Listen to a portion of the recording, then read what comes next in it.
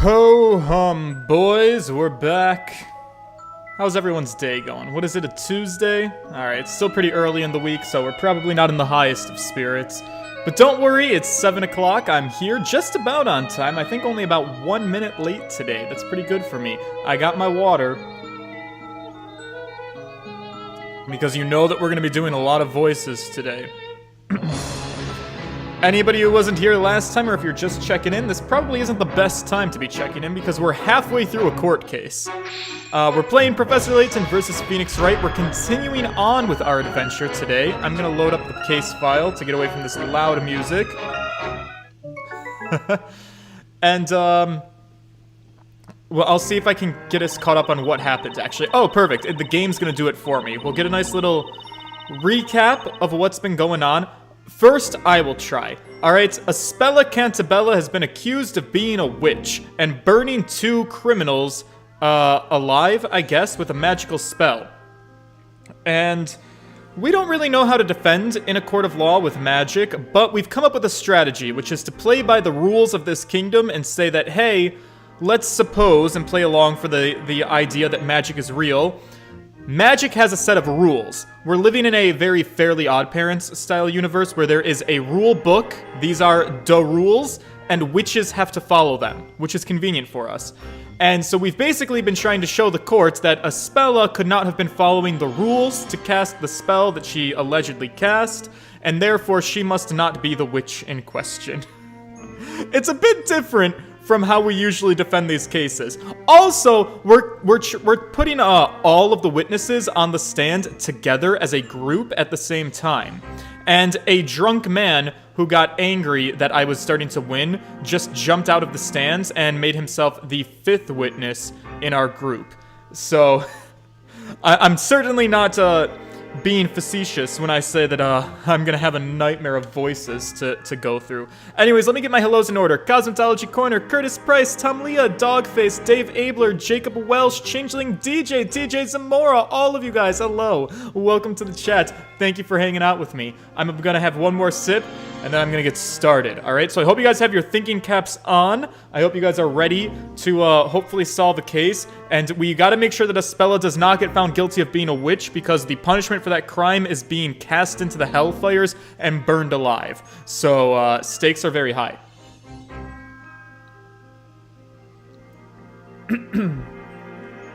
And we can't have Aspella die this early in the game. You know, she's a main character. Main characters don't die. Well, so much for a fun evening at home. The knights came and crashed our party. They were shouting all about a witch and a witch trial. Talk about coming out of left field.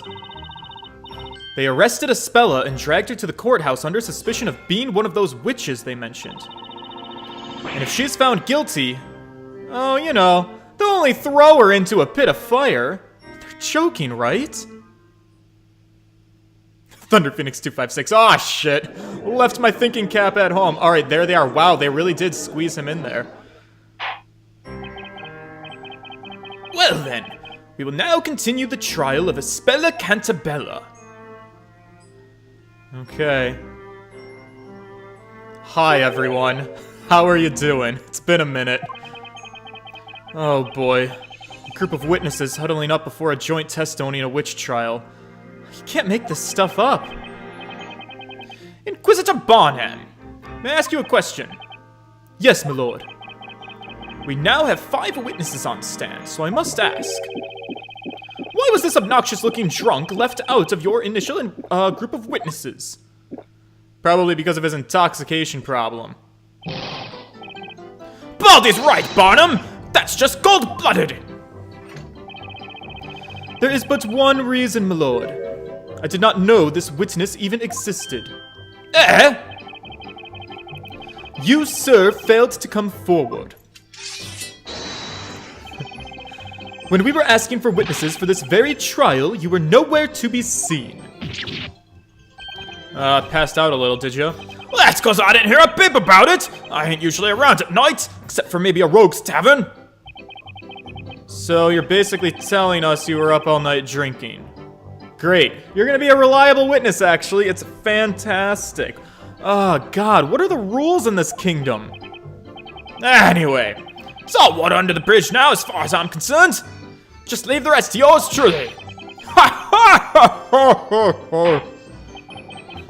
During the last interrogation, the defender brought up something of surprising proof.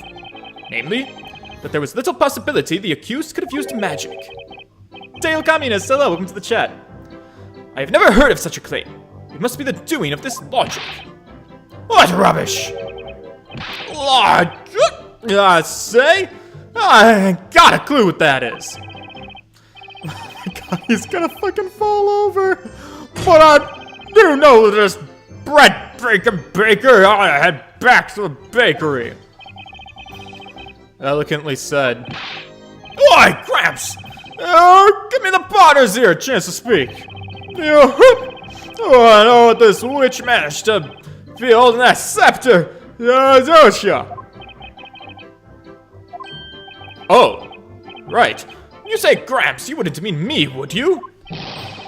I fail to see anyone else meeting such a description. Well, we'll show you she's a witch. I'll bet Snowy's beautiful white coat on it. On guard. Christ. Alright, team! Let's do this, witnesses! Oh god, this is gonna be a disaster. Can I go back to Japanifornia, please? Let me click my heels together. There's no place like home. Yes, well, let's proceed with the testimonies. Why do I feel like I've totally lost control of the situation? I don't know. Can I use a pint? Witness testimony, let's go for it. It's clear as day. Espella is a witch. We are not backing down on this. Did she just eat her flower? When she dropped the lantern, the scepter was not yet in her hands. The scepter must have been hidden by magic carried on her back. The rogues grabbed her by the hands and held the lantern, so she must have had another way of holding the scepter. Aye, that's easy. Put a bucket down on the ground, picked up the witch's magic stick. Christian Roan, hello, welcome to the chat. You did. You made it almost just on perfect timing. We just are getting started here. So, she had the witch's scepter behind her back. She then dropped the lantern and reached for the scepter after it fell. If that's the case, then it must have been possible for the accused to have used magic. Hey. This is bad. Yeah, I agree. Oh my god, sir, Judge, Your Honor, my lord, are you gonna let this happen? Thanks to this guy, now all the witnesses seem extra determined to pin this thing on Espella. This is also foreshadowing of what's gonna happen to me once I start drinking on the live stream. Oh man, I'm probably gonna need to do a couple shots just to be this guy. They each harbor a shared anger towards witches and magic. Such is the cause of their strong desire to see a guilty verdict passed as quickly as possible. However, such confidence is undoubtedly bound to cloud their better judgment and thinking. Yeah, they're very much like Americans that way. Actually, you know what? We give Americans a bad rep. Understandably so, because we're the most visible with this phenomenon, where we just get blind with rage and stubbornness, and we throw our biases. We pretty much bask in the glory of our personal biases.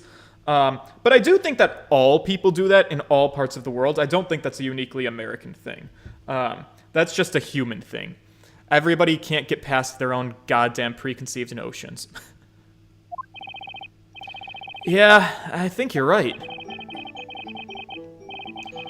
I don't think these guys mean any real harm, but they're all riled up. They don't even realize how distorted their idea of what happened has become.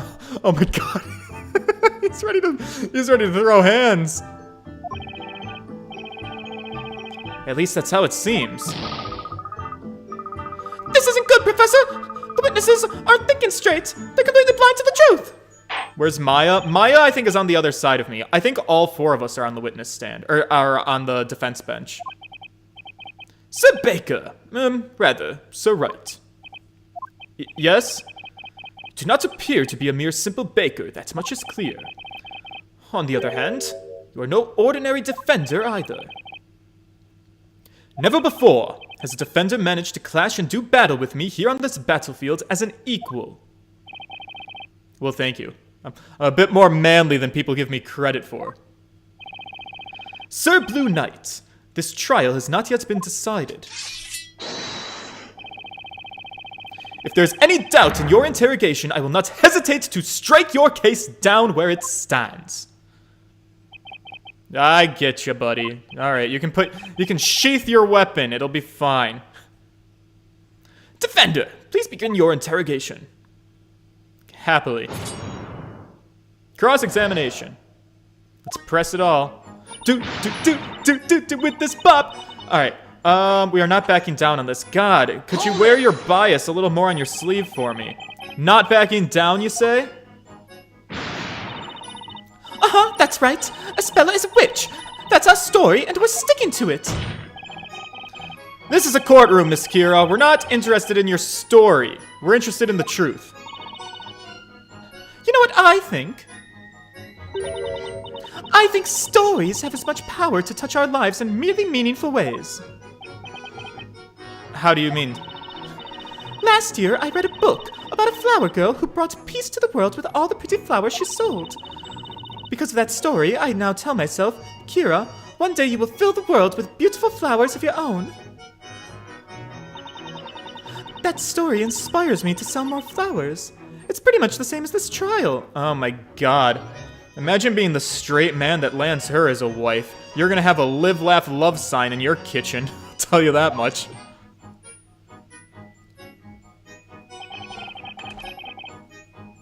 What a very touching story. Indeed, I have heard nary a truer tale. Wouldn't you agree, Sir Blue Knight? Maybe it's just me, but I'd have preferred something a little more relevant. I'm afraid our logic may do us no good here. Let's move on to the next witness, shall we? Alright, if you insist. Alright, the scepter was not yet in her hands. No matter how many times we ask, you still say you didn't see the scepter. Huh, Gramps? It is a tough word, isn't it? I ask you, youngling, were you paying attention to this trial? I was. Well then, magic made the scepter invisible, did it not? Thus, my old age clouding up my vision has nothing to do with anything. The scepter actually vanished. No. What I'm saying is, if it really was invisible, you wouldn't be able to actually prove it. Not so, young one, we can't prove it. The girl is a witch. There's your proof. So, my old age clouding my memories has nothing to do with anything. The scepter magically vanished, you see. Okay, I get it. When the lantern fell, you claimed the scepter was still not yet in her hand. So that means... the scepter must have been hidden by magic and carried on her back. Alright, is there a way we can stop this? The witch's scepter was behind her back? Well, it's like my little snowflake here says. Whenever my darling gets too heavy, I hoist him up and carry him on my back. You mean your baby goat, right? Uh-huh. There isn't a cuter little goat in the entire courtroom. Right, precious? Oh, jeez. Look, I know it's been asked already, but, you didn't see the witch's scepter, did you? Well, no, but it must have been made invisible by magic and put on her back. Isn't that a convenient argument? You know, Snowy is such a tiny little thing. If I put him on my back, you can hardly see him. I hardly see the point of your comment. So the accused grabbed the witch's scepter after the lantern fell. Okay. The rogues grabbed her by the hands that held the lantern, so she must have had another way of holding the scepter. Hold it. Press this. Or not. Are you alright, buddy? Why? Well, you're hiding behind a piece of wood that I can only assume is a shield. Well played, Blue Knight. You managed to see through my steel guard technique. I'm sorry, what? You tried to penetrate the depth of my mind and deceive me once with your witchcraft words. But you will find your words are futile against the strength of my shield, crafted from wood harder than steel.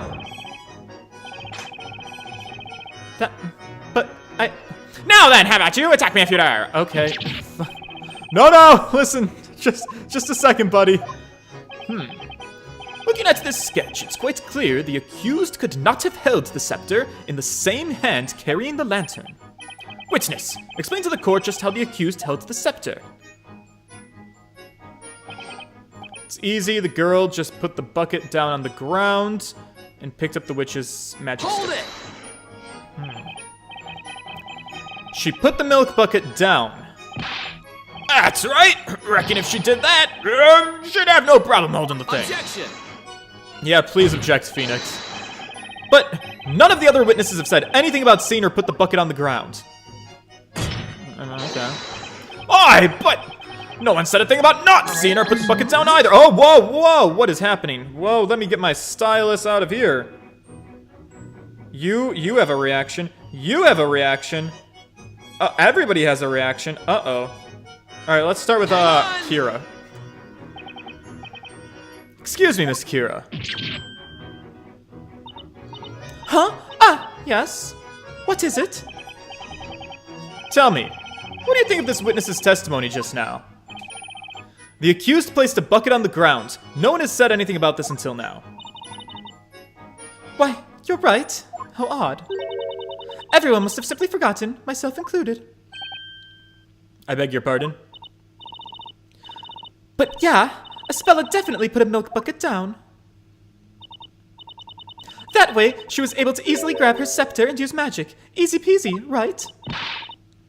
The nerve, Nick! It looks like she's trying to peg Espella as a witch every chance she gets. Yeah, really. I don't know how much more of this testimony I can stand.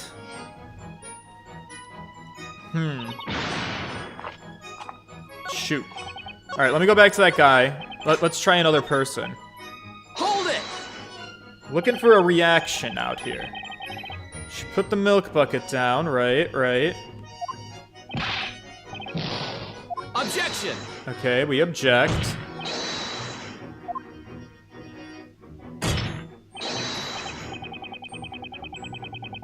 What? What? Everybody had something. Oh, wow, look at your face. What do you have to say? Hang on! Excuse me, Miss Mary. I mean, she is the milkmaid. She's the one who's most fixated on the bucket. So she might be kind of sus. Oh, you mean me? And Snowy? Tell me what you think of the witness's testimony just now. The accused placed a bucket on the ground. No one said anything about this until now. Oh, that! That must have been how it happened. The girl probably placed the milk bucket on the ground, yes. Objection! You are the one who stole the milk bucket. Miss Mary, you didn't mention anything to the effects in your previous testimony. And yet you clearly stated that the one thing you were specifically focused on more than anything else was the milk bucket. So why are you wasting my time? Ergo, you should be able to confirm to the court whether or not the bucket was really placed on the ground. Objection! Ah, jeez. One's memory is not flawless, Sir Blue Knight. Pay attention to what the witness was saying. The accused probably placed the milk bucket on the ground. There is the possibility such was the case. Yeah, but she's the one who stole the milk bucket. Yeah, that's right. Isn't it, my little cuddle pumpkin? Oh my god. I knew it. There's something fishy about her testimony, but indeed, it would seem to require a decisive piece of evidence if we were to expose contradictions in these witnesses' testimonies. Right. I just have to think of what that would be. Alright, well that didn't really get us anywhere. So maybe I need to look at my evidence. Maybe I do need to present something. What evidence do I have again? So there's the bucket. I mean, it does say Mary brought the bucket back to her farm, so like... So...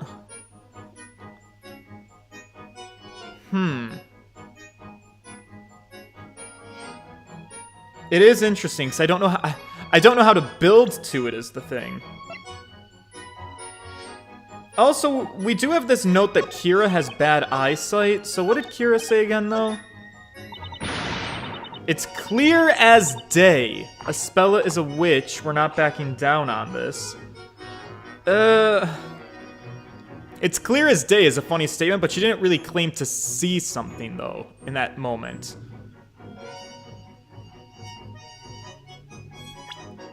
I don't know. Lost her glasses a few days before the incident. Details on the scepter. Alright, there's the gems that it has.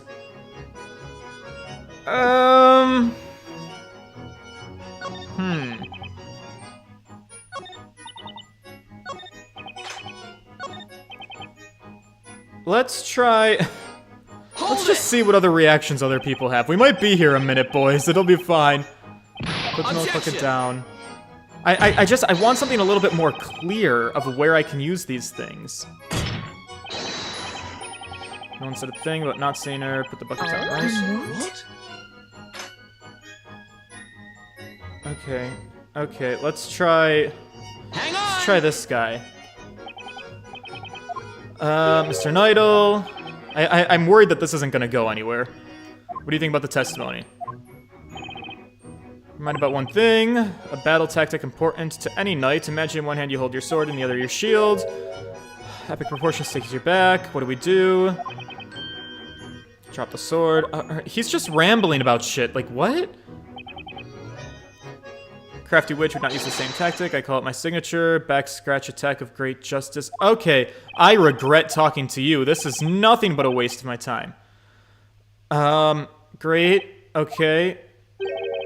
No further questions.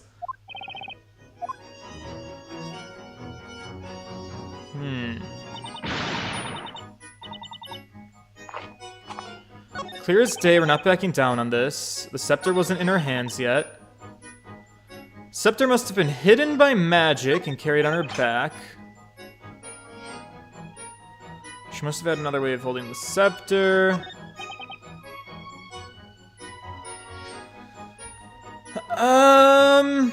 She put the bucket on the ground. We could I mean... the bucket's not muddy, like how the lantern is muddy, but if she gently set it on the ground, I don't know that that would matter.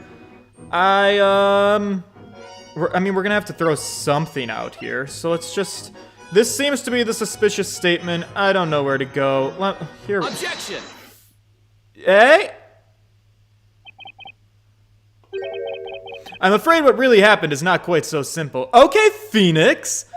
God, that could have been clear, but okay, pull this out for me. What you talking about? It had only just stopped raining moments before the crime took place. As a result, the ground was very muddy. Oh, that is it! Look at me! I did it! I solved it! I deserve a drink for that. I'm so good, even when I'm not. If Miss Cantabello really placed this bucket on the ground like you claimed she did, then it should be caked with mud, just like the lantern was after it fell. Well, I'd say that clears up your muddy testimony, wouldn't you? Well, Barnum? What? You're just gonna sit there looking pretty? Come on, give me a hand here. Flattery will get you nowhere, witness. Other than perhaps the dungeon. At any rate, there is but one question we ought to ask. Why is there no mud on the bucket? To the witness with the goat, may I ask you a question?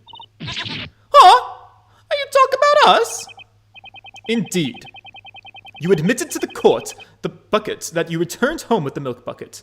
Illegally, I might add. Oh my! Such harsh words, Inquisitor! When you took the bucket back home, you must have simply wiped the mud from the bucket. Is that correct? Leading question, objection. You're putting a thought in her head. You know, now that you mention it. Fuck. No way, don't tell me. That milk bucket? Ah, that's right, I remember now. I don't know I don't know if it was on the bucket. I don't know if what was on the bucket was mud exactly, but it certainly was dirty. Wow, this game, it's really gonna challenge my reading skills. Ooh, come on, George, we can do better than this. Be a professional reader. Stop fucking up the words. Before taking it inside with me, I remember wiping it clean with an old rag. Are you kidding me? Oh, this isn't going well at all. Exceptional work, Inquisitor Barnum! Right, right? It all makes perfect sense. See? We were right all along, weren't we, Inquisitor Barnum? Oh, I knew that sword weren't just for show! Bonham, you sliced the argument in two. Objection! Witness! Miss Mary. What is it? You're absolutely sure there was mud stuck to this milk bucket? Oh my. Well, truth be told, I don't remember whether it was mud exactly. But I do remember cleaning the bucket off when I got home.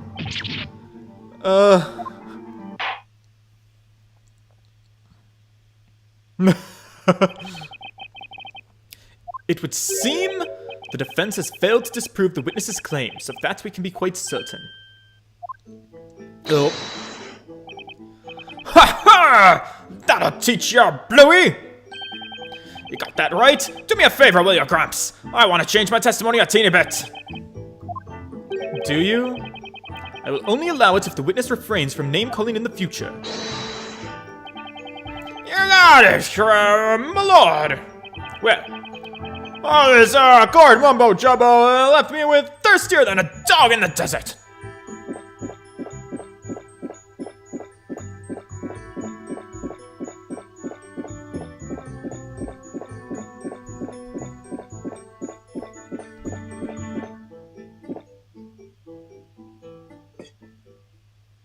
Maybe he'll die of alcohol poisoning and we'll get let off the hook. That witch there was holding the stick. I even heard her say the incantation thingy. That's right, I witnessed it all. Alright, we'll press that for sure. But no one knows for sure if Miss Cantabella dropped that milk bucket on the ground. Because there's no mud on it. Is that what you're saying? Hey, we went over this already. Oh, we know the goat lady wiped off all the mud. Objection! However, Miss Mary doesn't clearly remember whether or not the bucket had mud stuck onto it. We really don't remember, but maybe. I guess maybe there was mud on it. I mean, she couldn't hold the scepter without putting the bucket on the ground. Ma'am, that's backwards logic. Miss Mary, please give a definitive answer. You're done, Bluey. Talk all you want, cause it ain't gonna help ya. God, why is he so angry? The five of us, we saw what that witch went and did. We saw it clear as day. Hey, alright, who's being sus? Excuse me. Hey buddy, I see you riding Cloud 9 over there. You gonna be okay? Hang on! What's going on? Sir? You still with us here in the court? Earth to Gramps! You doing some shrooms back there? Need a hospital bed? Defender, when you say Gramps, might you by chance be referring to me? No, sir. Not at all, Your Honor. I know better than that. Mr. Wordsmith, are you listening to me?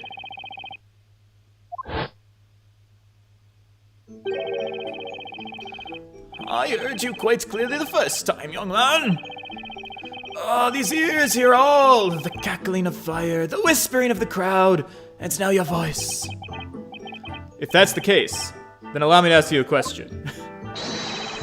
You were clearly deep in thought just now. Do you have something to say about this man's testimony? Indeed so, I felt something was amiss. However, what that means, I cannot say. Amiss, huh? Witness, Could you tell us?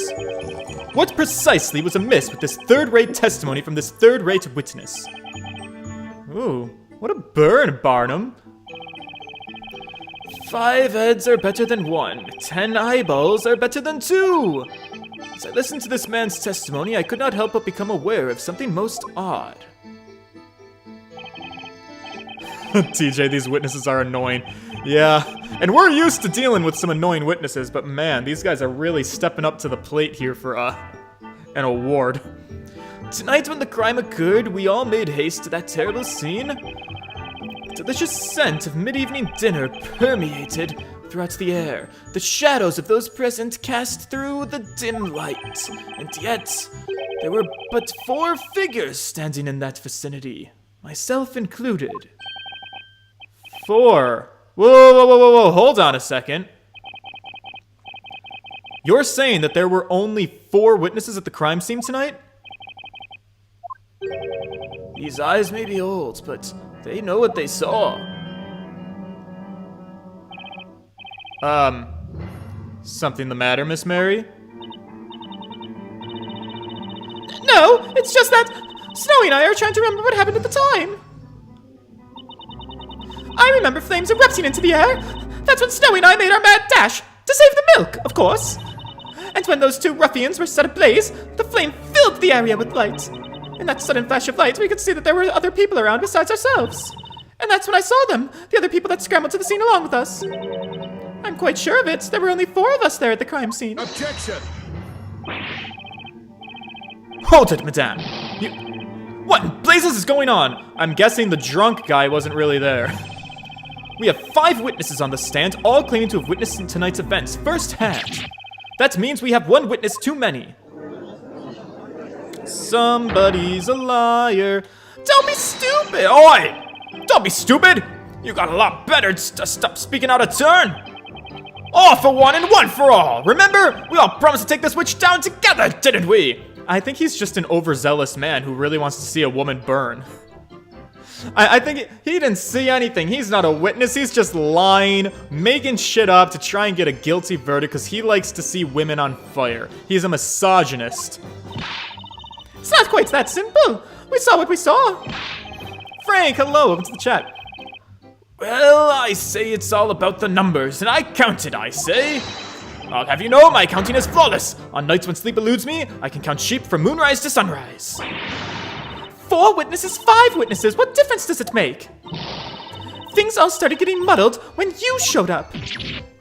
Yeah, it's kind of all your fault, buddy. What? You're saying it's my fault? I was there, you fool! Didn't I just finish saying that? My testimony is strong as steel, even if it's not completely stainless. Order! I say. God, this derpy-ass music is really selling it for me. What's going on here? You claim the number of witnesses doesn't add up? I've never paid witness to such an outrageous conflict. Oi. There is but one answer to this puzzle. A single possibility. What do you mean?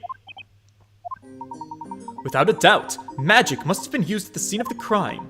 Furthermore, it would indeed appear that there were only 4 witnesses present at the scene. And yet, currently, we are faced with 5 witnesses testifying to the court. That certainly is quite a fatal contradiction, with only one possible answer. Would you not agree, Mr. Wright? Yeah. The answer can't be. Well, out with the supposed answers, Sir Blue Knight. What is your explanation for the current number of witnesses? They didn't see things correctly. The witch cast a spell on them. Oh, one of them is the witch! The witch was invisible, and, probably this has got to be the answer because in the world of Ace Attorney, we are a defense attorney, but we're also, like, low-key a secret prosecutor because in every single case I've ever run, I had to accuse a person on the witness stand of being the actual murderer. I don't think that's how it works in real life, but I don't know. I haven't gone to law school yet, so that's the way I see the world. One of them is the witch. I'm gonna go with that. So follow-up question. In this universe, can men also be witches, or can only ladies be witches? Because that is gonna narrow the pool for me, and I don't know if that's a misogynist thing, that only women can be witches. But it's a question I feel like we need to bring up at some point, because that's gonna change how I proceed forward, because there's only 2 women, Flower Girl and Mary. So, let's see what Daddy Phoenix does. The real witch, the real murderer in this case, is actually one of these 5 witnesses. What? What? We're turning court upside down! Also, this might be a bad idea, because don't witches get burned to hell? You're telling us that the witch is amongst us, in this group of witnesses. Also, like, does that mean that we believe in witches? Are we selling the idea that one of these people is a real-life witch that actually used magic for real? I don't know about that. What's utter rubbish! There's no possible way that such a claim could be true. That's right! You got a lot of nerve accusing one of us of being a witch! We We told you nothing but the truth! Yet you still have the gall to bat around such an outrageous accusation! Behold, as my trusty shield deflects your petty words like the petty words that they are. Inquisitor Bonner. Yes, my lord. I would like to see a sketch of the crime scene at the time of the incident. Do you have one in your possession? Certainly, my lord. I have one here. I requested it from the court illustrator just in case. Very well, witnesses. I would like each of you to mark your location at the time of the murder. Here on this crime scene sketch. Quickly now. The number of witnesses doesn't add up. It looks like we're getting somewhere now. But we haven't even scratched the surface of this case yet. And it's all thanks to this top hat wearing gentleman. And Maya's here too. And some weird ass kid. Oh god, look at these people. All these clowns. Whoa, okay. I wanted some more time to look at that. But maybe it's an evidence. The court accepts this crime scene sketch into evidence. There we go. Okay. If one of the witnesses is the witch, that could only mean one thing. Somebody here isn't telling the truth. That would indeed appear to be the case, Mr. Wright. Listen well, Sir Blue Knight. The path you tread now is a dangerous one. Claiming that a witch is among these most honorable witnesses is a serious accusation. Should it prove to be a false one, you will find yourself at the other end of my sword. Do I make myself clear? That's what I've been trying to do this whole time, baby. And also, if I prove that Espella is not a witch, are you prepared to go on the other end of your own sword for me? Because, that seems a little bit of a bias on your end. Or hypocrisy? Yeah, that. Well, that wasn't so much my suggestion. I mean, the gentleman here with the lovely top hat, he's the one who is really running the show here. It's the same thing, Sir Blue Knight. Indeed, it's the same thing, Sir Baker. It is the same thing, Mr. Wright. Ah, jeez. Okay, I guess I'm getting thrown under the bus here. Now, ready your sword. Oh, okay. Give me a couple minutes. Were you listening? You claim the witch is not the accused and that someone else at the crime scene was the true culprit. That's the tea! Hello! We do have a hot prosecutor. I'm not mad about it.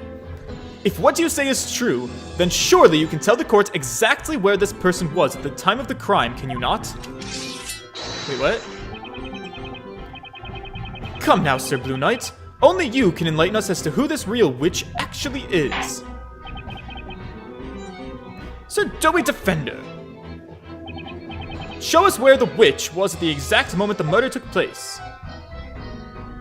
Well, you see, the area where the witch would be, of course, would have to be... Wasn't there, like, a rule about, like, distance? Summons a circle of flame within a 1 meter radius of the caster, and requires an incantation spell to enter, to happen. So, I mean... These are the boys who burned, so, like, the witch theoretically would have to be... The witch, to cast this spell, the witch would have had to have been here-ish, within a 1 meter area of where, like, the fire happened and the boys burned. Unless I'm totally misinterpreting this. Got it! I don't know if I was supposed to accuse someone of being the witch, but, like, logically that's where they would have to be. Through the rules of magic. The witch was standing probably somewhere around here. Somewhere around there. It looks like it is your head that is currently somewhere else, Sir Blue Knight. Shit. What do you mean?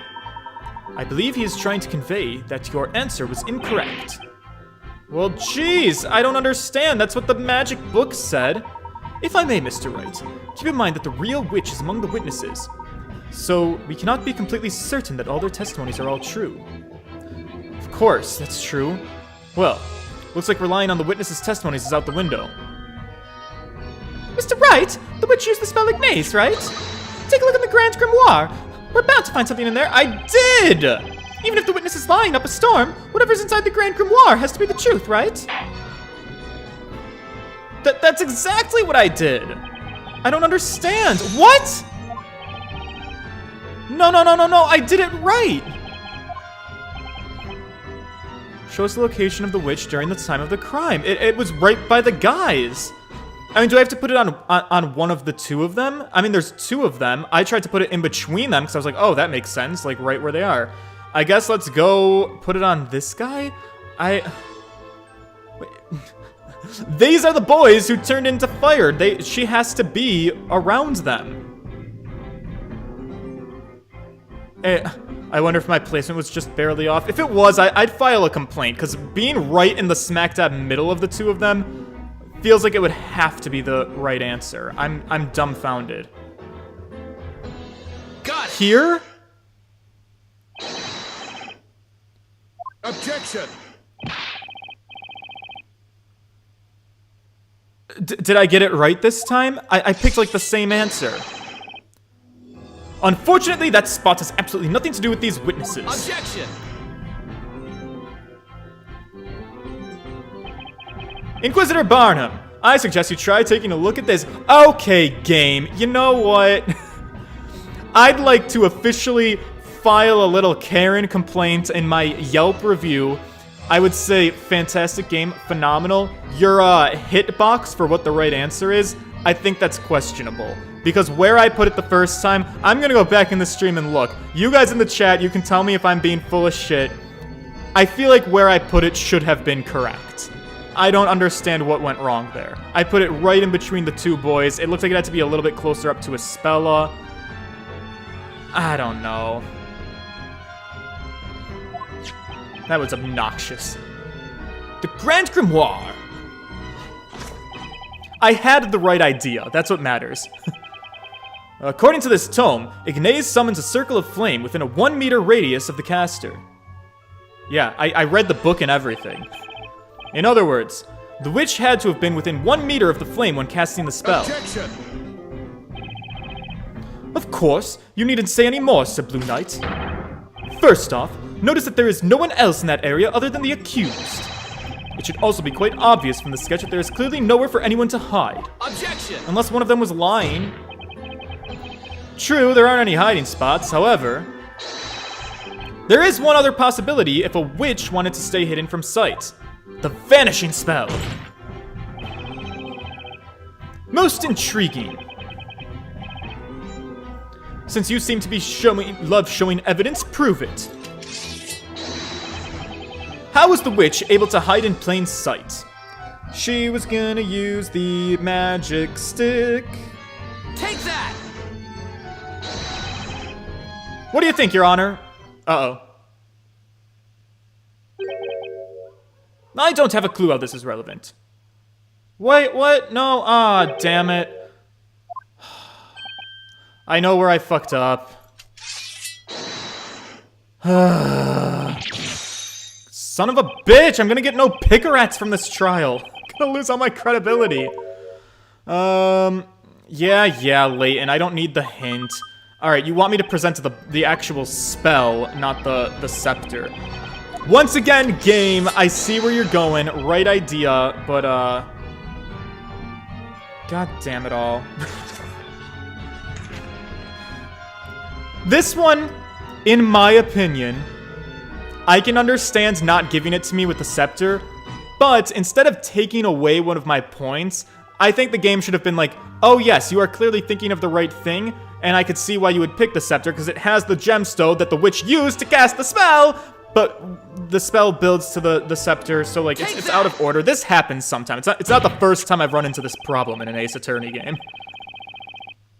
This magic stick contains 2 magic. He's showing the stick! I show the spell, he shows the stick. I show the stick, I get my ass handed to me. What the fuck, game? Now I'm even madder. Before I was okay, but now that I present the spell, he's gonna throw the stick up there. Literally, fuck you. I do love this game. I'm just giving it a tough time. Because it's giving me a tough time.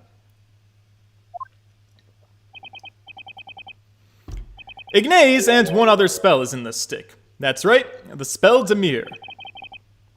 Demir? Oh, it cannot be. That's right.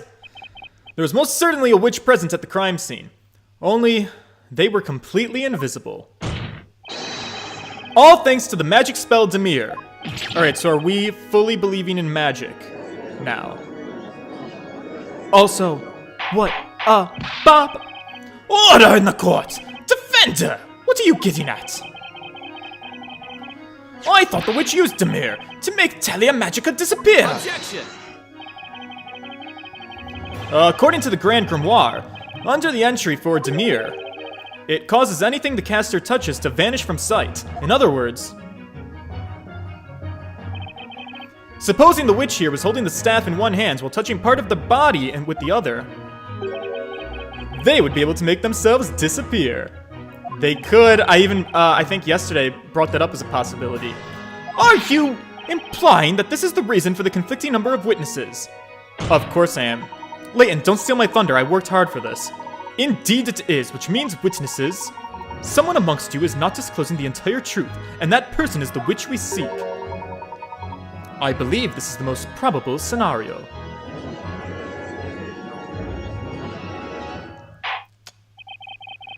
Honorable witnesses, you will testify to the court one final time. Tell us exactly what you saw and what you did not see at the time of the crime. Oh, absurdly absurd! The purpose of this trial is to convict that girl of the crime, is it not? That's right! We are not witches! Witnesses, I ask that you listen. Alright, why am I getting upstaged by Layton? Listen, I love you, buddy, but this is my show I'm running here. There is a witch mingling among you. That's right. I'm afraid you are all no longer brothers in arms. The true opponent here is within your own group. Yeah, make them turn on each other. The real witch is one of these 5 witnesses, huh? Fine by me. Time to put an end to this trial. Alright. Let's hear their defenses. You wish to know where we all were standing tonight? Matters not. Would the flames not burn just the same? That flame, I never saw anything like it. It quite literally left me speechless. I couldn't even so much as scream. I heard the tiniest cry, and when I turned around, the blisters were roasting, so I rushed right over.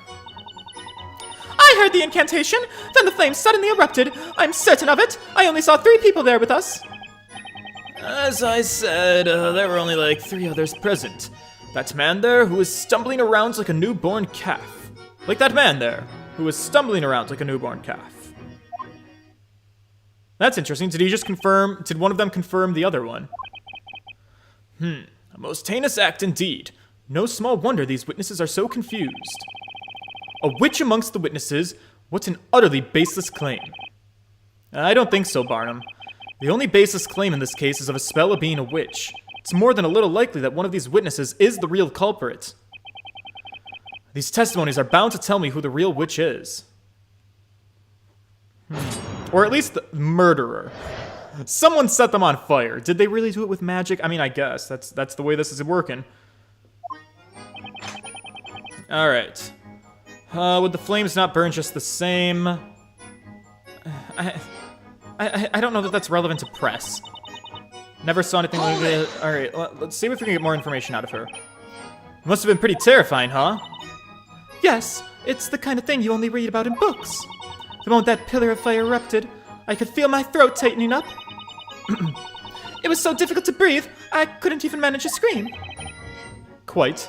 After all, the flames engulfed the scene of the blink of an eye. Yes, I'm sorry. That's why I can't really remember. Alright. She's on my sus radar because we have her glasses, so we have to use those as evidence at some point. And so, I mean...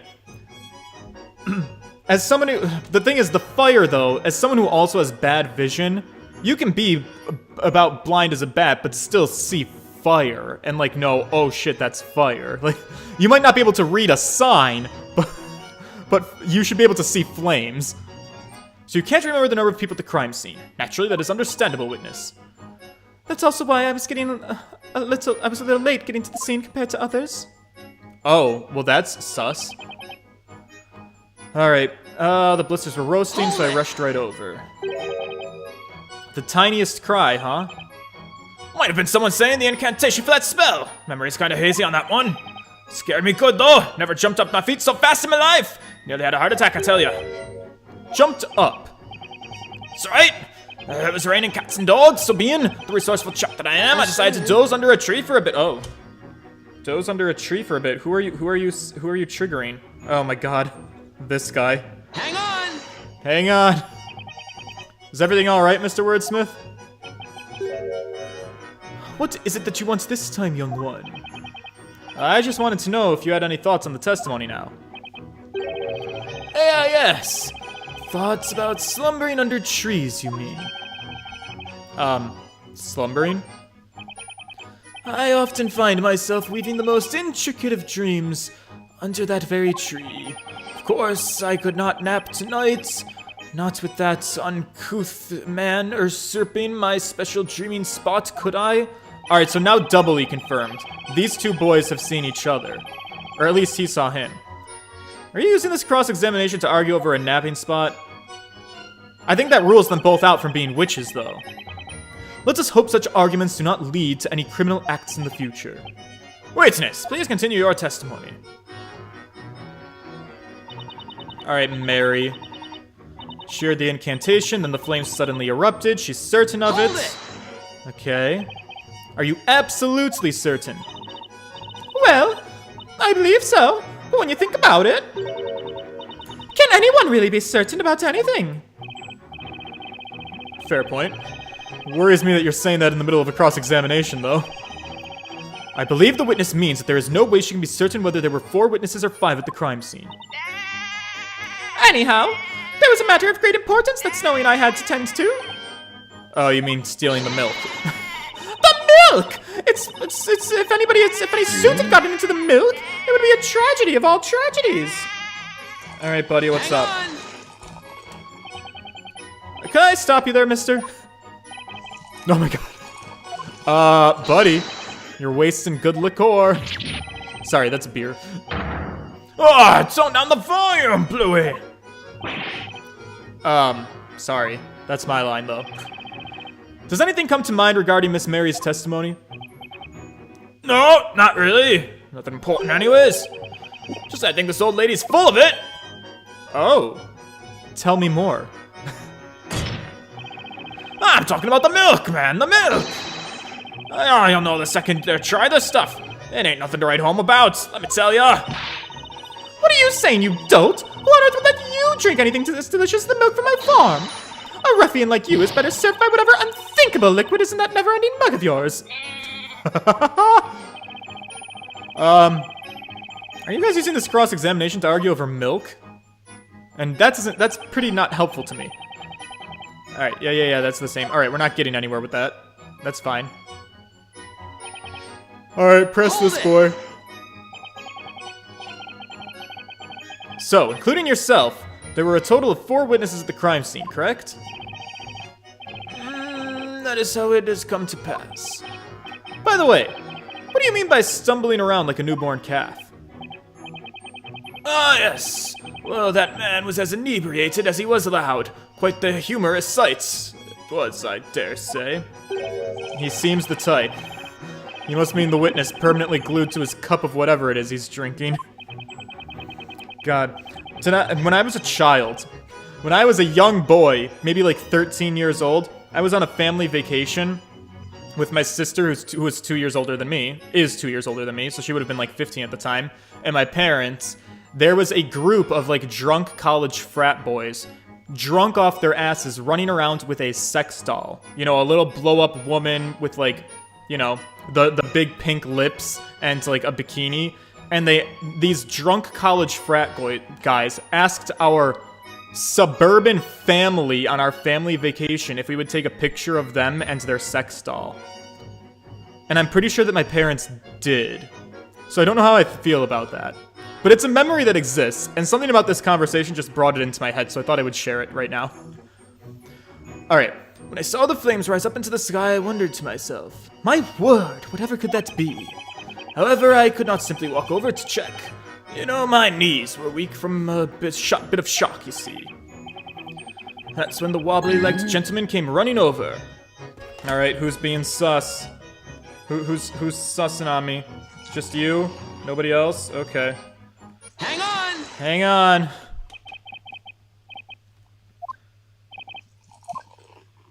Oh, wait. Oh, no. Did I just repeat this? Oh, no.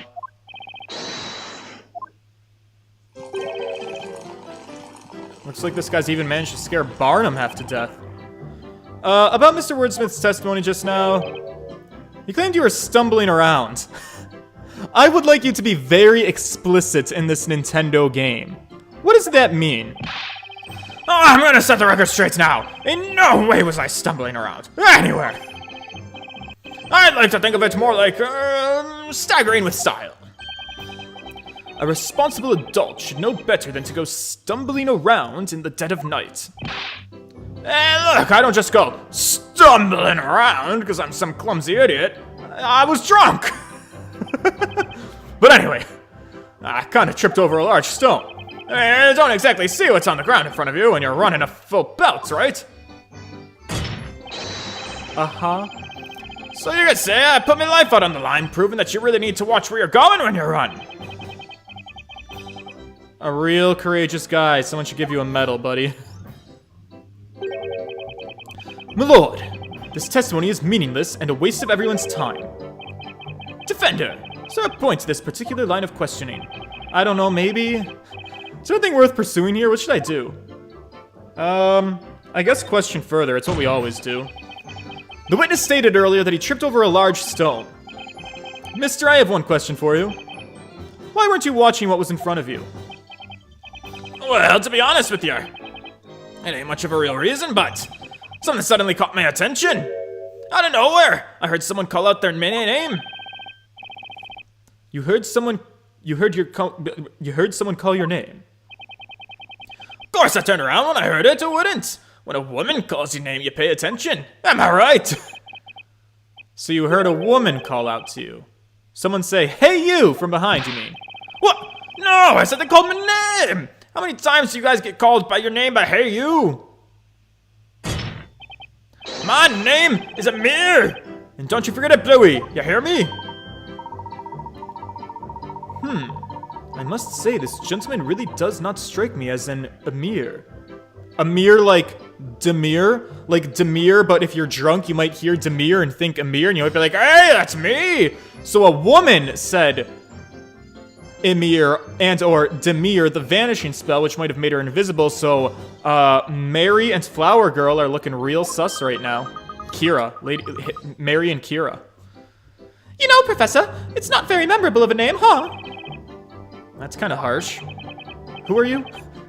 Honorable witnesses, is there anyone among you who was aware of this man's name prior to now? Not at all. He's always just been Mr. to me. A knight's name is only as good as the name of his sword he carries. It's the first I've ever heard of this, I dare say. I did not expect his name to be one such as Amir. I'm sorry, but I didn't know his name either. I only remembered the names of most loyal customers. Okay. Well, looks like absolutely no one knew this witness's name. It ain't really much of a surprise to me either. Ha ha! But seriously, I definitely heard someone call him a name. When you get to be me age, you really start to wonder. When you find that true love, you know, I thought that pretty voice tonight might have been that sweetie. Pretty voice, huh? Well, Mary doesn't have a very pretty voice. Kira, you're looking mad sus right now, in my eyes. Your Honor, I don't believe we should be so quick to label Mr. Amir's testimony meaningless. Would you not agree? I request that the witness add this amusing anecdote to his testimony. Alright. This is good, because I think I know what to present. Witness, amend your testimony, but please, reflect only the important points to your story. Alright. Heard call him names, coming around to find them. Alright, let me see it in the testimony. Call me name from behind. Alright, so I have an idea. I might ruin my credibility a little bit more. Because I might be jumping the gun in this game. But it seems pretty obvious to me that Amir and Demir sound really similar. Damn it, I jumped the gun. God damn it. No, I know what to do, game. Can you just let me skip the boring parts where I have to press this guy unnecessarily? Fuck! I'm so confident that these things sound the same that I literally know that I'm right. Like, the game can fuck off. I know I'm correct. I just have to get there. There's literally... It's so obvious to me that there's no way it could not be... There's no way it would be a coincidence that his name is Amir and the spell's name is Demir. So I know that this is the answer. It's obnoxious to me that you're not letting me use it. Hold it! Alright. Mr. Amir, how do I build to this? Don't sweat it, Bluey. You stated that you heard your name being called from behind. Are you absolutely sure about that? Ah, well, right or wrong, it sure sounded like my name. I mean, what else could it have been? I wouldn't have remembered it happening. I hadn't heard something right. Between heaven and hell, hello, welcome to the chat. I'm acing this game, I'm just too damn fast for it. Still, there's a chance I just imagined it, huh? But anyway, I remember it came from somewhere from behind me. From somewhere behind you. Is something the matter, Mr. Wright? Yes, something is the matter. Amir's memory isn't the most accurate, but if what he says is true... If what he says is true, Kira's the witch! Ah! Boys, we've solved it. I've solved it. I'm so good. Let's wrap this trial up. Let me present things without raking me over the coals. Oh, wow. The game was gonna bring it up for me. Oh, oops. Hang on. No, back. Then there's definitely something there. Something, you say. Might you mean a contradiction? Yeah, there was a contradiction. I tried to point it out, but the game penalized me for it. I don't know, there's just something strange about his testimony. I don't see any decisive evidence in the court record that can help, but I do. Do you mean to say you found a contradiction that cannot be supported by the evidence? Objection! My lord, this line of interrogation is a complete waste of the court's time. Defender, I must warn you from here on, any unnecessary question will be dealt with accordingly. Yeah, I've learned that much already. If I don't answer correctly here, it's currents for the trial and for Espella. If you are intent in finding a fault in this witness's testimony, you will need to present decisive evidence to back up your claims. There's not one single piece of decisive evidence in the court record. What do I do now? Mr. Wright. Mr. Layton. I have an idea. I believe there is a weapon of sorts with which you may be able to expose this contradiction without the need of evidence. You mean like the Grand Grimoire, maybe? Oh my god, we're really beating a dead horse with this. Listen, I'm not actually a 5-year-old. I know what I'm doing, Layton. I'm getting antsy. Oh, it's a little bit frustrating to like know what I want to do, but like have to wait. Gotta wait. Wait it out. It's coming. I'm ready for my moment to shine. Yes, Your Honor. The defense finds that the witness's testimony contains a clear contradiction. Your Honor, the defense believes that there is a huge contradiction in the witness's testimony.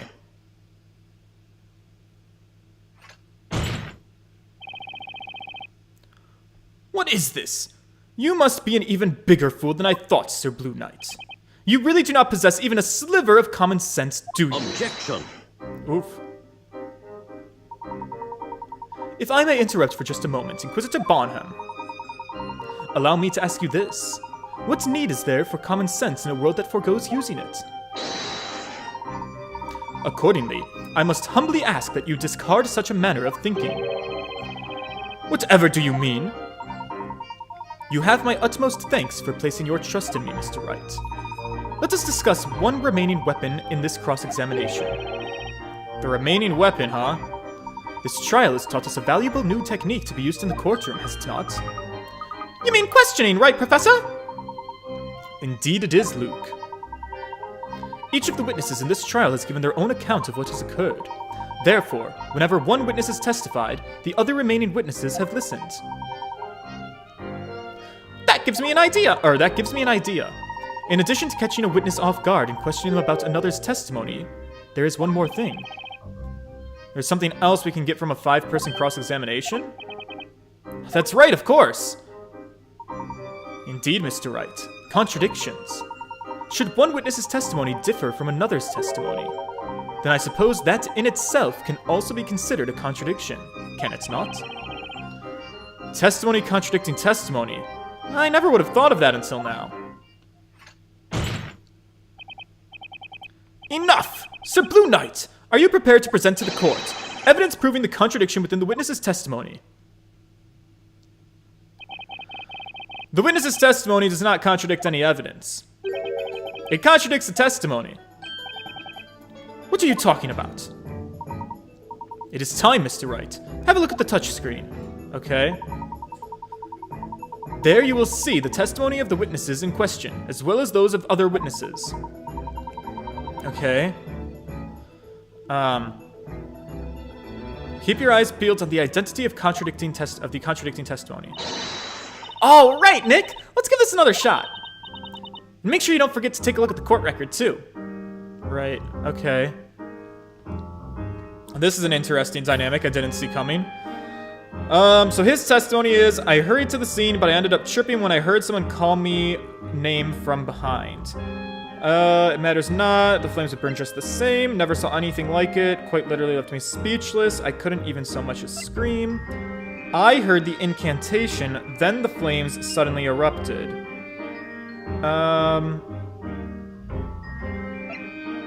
There were only 3 others present, like that man there who was stumbling around like a newborn calf.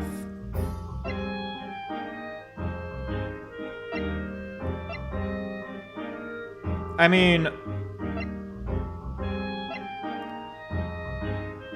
there's 2 people talking about things that they heard. He ended up hearing his name. She ended up hearing up the incantation. And I believe he also heard the incantation, so this is where I want to go. Oh, this doesn't sound good, though. Just a moment, Mr. Wright. Perhaps it would not be so wise to leave this quite so up to chance. What do you mean? It's not just the testimonies, Mr. Wright. I recommend you have another look at the court record. This man testified that he heard a voice call his name from behind. The important thing here is the position of all parties at the scene. Okay, so is the contradiction Kira, because Kira was the one who was behind him. And I know that she's the witch. This seems like a very roundabout way to do the thing that I just wanted to do from the beginning by saying that Kira was behind him and she said the name. But fine, I'll play along with your game. One of these witnesses definitely contradicts this man's testimony. That person is... Alright, well, Kira's our sussy girl. She's saying she didn't say anything. I think that's wrong. There we go. Objection. Oh, boys. Hi. The person contradicting this man's testimony is none other than you, Miss Kira. Oh! We're getting there, boys! It's confession time! Are you both pointing at me? At the time of the incident, the man heard someone's voice call his name. That voice belonged to you, Miss Kira. It could not have been anyone else. And yet, in your testimony, you stated that you were in such shock during tonight's events that you couldn't even speak. This is a clear contradiction. Objection! What is the meaning of this? Defender! Can you really claim to trust this sham of a witness and his sham of a testimony? Objection! Yes. That man's character is beside the point. His testimony is anything but a sham. Yeah, that's defamation, Barnum. As he watched the flames erupt, his attention was drawn to a voice behind him, which in turn made him fall over. He heard a woman's voice calling his name, a very concrete reason and reason enough to believe his testimony. Ooh, a double finger. Haha. If it is as you say, then explain why you feel this witness is somehow responsible. That's right. Why me? People barely hear me when I'm out selling my flowers. That's how soft my voice is. And besides, there was another woman at the scene, wasn't there? Me? What are you getting at, young lady? Do you honestly think a woman of my age would be out late at night in the forest flirting with questionable men? Hey, listen, let's not throw shade at me, okay? Besides, I don't even know this pathetic man's name. How could I have called out to him? Neither did I. And even if I did know his name, do you really think he's the kind of guy any self-respecting girl would want? Oh my god. Come on, ladies. I'm standing right here, you know. As I was saying, the only person that guy could have heard from behind him was you, Miss Kira. The defense wishes to present evidence to prove this claim. Oh, jeez. I hope we can do it. To accuse a witness like this young lady here, why, this is simply unheard of. I must warn you, defender. If you cannot prove your accusation to the court, you will see the underside of my gavel. Show us the evidence proving this young lady was the one who called out to this man at the time of the crime. Well, I hope I can finally use the thing I want to use. Take that! Let's see if it works this time.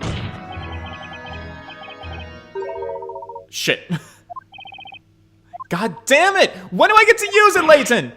Mr. Wright, please stop kidding around and listen to the professor. Think about it, Mr. Wright. We'd both been following the same train of thought until just now. So this is why it actually is hard. I feel like it's harder on me now because now I'm blinded by the answer. I'm still standing by my guns. I know for a fact that Demir and Amir, they're so similar that is what she was saying. She was saying Demir, he thought he was saying Amir. Because I know now that is the answer, I'm like blinded to thinking about like anything that's gonna build up to that. I'm just like, that's the answer. Let me go with it. Now I have to rewind and build a case up to that, and I don't want to do that. Ugh. Alright, I have to think of something. Jesus Christ! I'm never gonna get anywhere. I'm gonna have to save.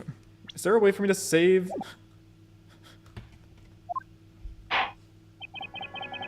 Grant me another chance.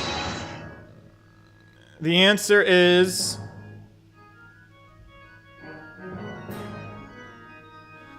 Well... I definitely don't want to lose. My next guess would be... the area map, because she was right behind him. But... fuck it, I'll use a goddamn hint coin. Oh, that's interesting how that works. It points out specific evidence. Okay. Well, the lantern and the glasses make no sense. It's for sure the area map, then. Take that! Take a look at this. You'll have your goddamn fucking answer. Can we just end this, please? Look at the position of all the witnesses. She's the one who... I don't know how to save. Oh, I can save here. Menu. Menu wasn't showing up for me before. Pause to do that. Ugh. God damn it, I know the fucking answer. The only person that could have possibly heard it from behind him was none other than Miss Kira. Objection. Like, I thought that this had already been conveyed to the court, so pardon me for overlooking it, because we all showed it to the court, and we all showed that Kira was behind him. So this feels redundant to me, honestly, Barnum. Listen here, Sir Blue Knight. I will only tell you this one more time. A sham of a witness yields only a sham of a testimony. That's all there is to it. Did you in fact see this flower girl's face? You know, now that you mention it. Seeing as I'd fallen down and all, I don't think I saw her face. Okay, but you heard her voice, right? Let me think. Voice came out of nowhere, it was kinda high-pitched. Guess it kinda sounded like her, but I can't say whether or not this was this girl's voice. And there you have it, Sir Blue Knight. Such a pity. Huh? My lord, it is clear that the defense's claim is nothing but a pointless waste of the court's time. I recommend you deliver into him as penalty for such ill-fitting behavior. I can't afford any more penalties, so please piss off, Barnum. Uh-oh. Uh-oh. Heh what was that laughter? Oh. Pardon me, my lord. It looks like you finally arrived at a decision. That means this has nothing to do with me. What? Isn't that right, Inquisitor Barnum? What are you saying? I'm saying it's time for me to stop peddling testimony and get back to peddling flowers. I mean, look at all of these flowers left over. It's going to take until sunrise to sell them if I stay here any longer.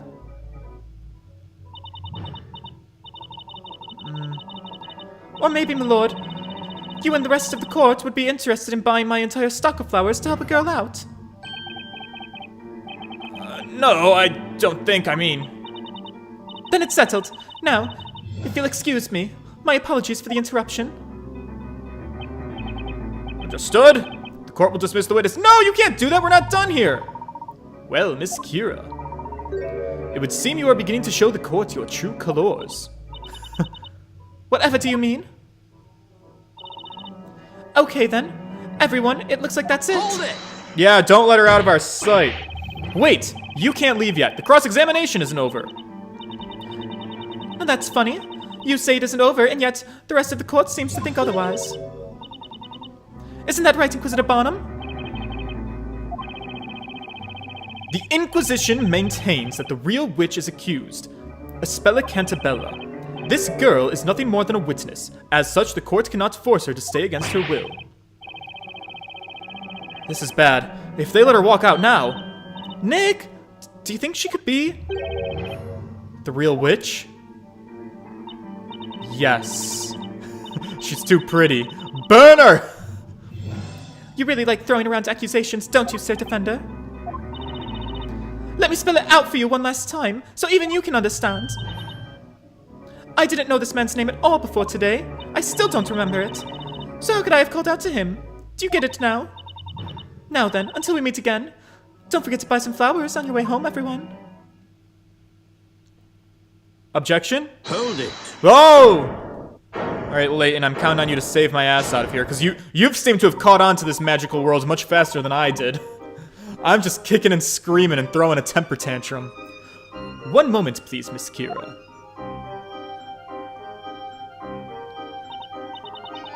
Is there something else you wanted? You don't seem to realize what you just let slip. What are you talking about? This man testified that he heard his name called at the crime scene. However, you had no knowledge of his name at the time. Is that correct? That's right. This weirdo's just imagining things. Like I said, I've already forgotten his name, even though he told it to us earlier. There's just one problem, Miss Kira. Namely, what the voice you heard tonight was actually saying. Here we go. God bless. We're here. Huh? What do you mean? It's obvious, wasn't it? It was a name. Now, what was the name again? Now, me trying to point this out 20 minutes ago gets my ass handed to me and roasted. Layton, 20 minutes later, he's gonna come in, he's gonna steal my thunder. Everyone's gonna think Layton's a genius. Understandably so. Lord, I'm still here, you know. You're saying that what this man heard tonight wasn't a name, but rather something else entirely? Indeed I am, Inquisitor Bonham. Something else. Aha! There's only one thing it could be. It's a stretch, but the possibility is there. I know because George already made that stretch. He really jumps the gun a lot. That's right, Mr. Wright. That single possibility is the key to solving this mystery. Is the defense ready to present evidence to the court? Yes, but I am gonna save because as confident as I am, I've already presented this incorrectly several times. So I'm hoping to God that we're finally at the time where I can present it. This is ridiculous. I demand you let me go, this instant. Witness! What you are being accused of is not to be taken lightly. You will not leave this courtroom so long as any reasonable doubt remains.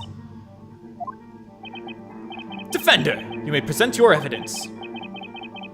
Show the court what the voice this man heard was really saying. Alright, that sounds pretty good to me. Demir. Excuse me, Mr. I'm sorry. What's your name again? You've, got a name that no one seems to be able to remember for some reason.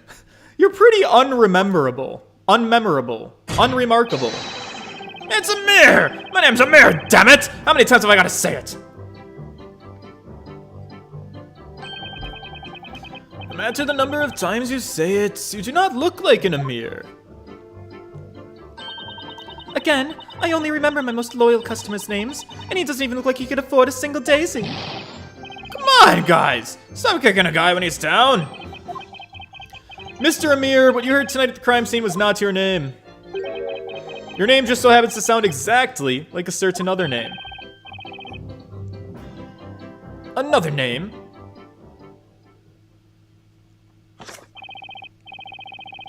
The answer is right here in this tome. I'm talking about Amir. Amir?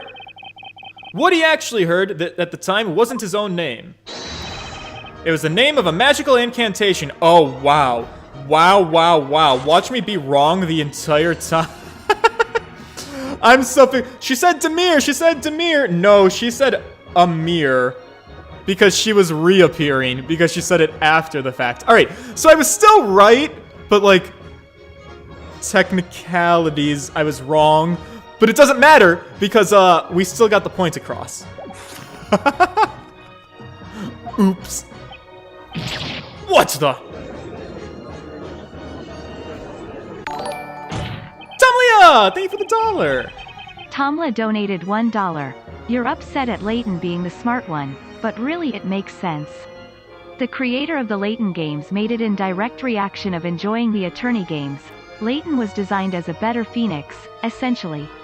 I forget the details, but yeah. Oh, that's interesting. Yeah, I don't know a lot of the history about, like, the makers of Ace Attorney and Layton games. Miss Kira, have you forgotten what you said just a few minutes ago? You quite clearly stated that you don't know this man's name. Objection! Sir Blue Knight, let me get this straight. You're saying that the Amir heard by the witness was actually said by this flower girl, and that it was not his name at all, but rather the incantation of a magic spell. The defense proposes the following. The true criminal, the supposed witch, is not the defendant, Miss Espella Cantabella, but instead, the witness who was heard uttering the magic incantation, Miss Kira. She's our witch. You used magic to vanish from the scene and tried to frame Miss Cantabella instead. Ooh, we got her, boys.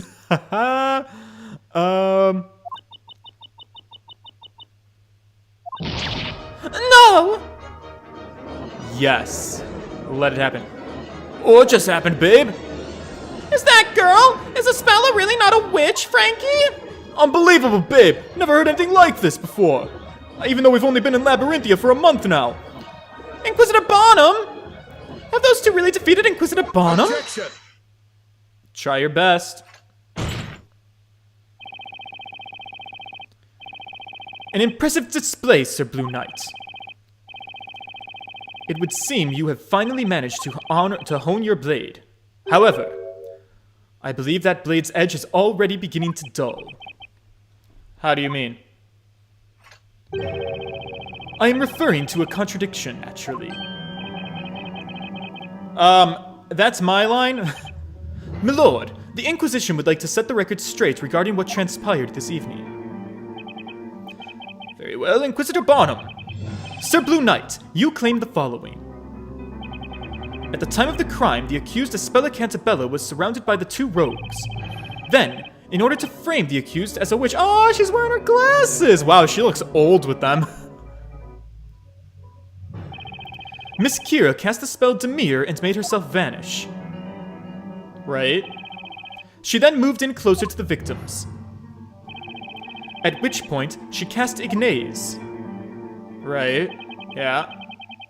Thus causing the incident seen by our witnesses tonight. Indeed, that does seem to be the claim. The problem is what happened next. There's a contradiction in the defense's account of Miss Kira's movements. How do you mean? Allow me to continue. The witnesses have stated that they each ventured out toward the crime scene.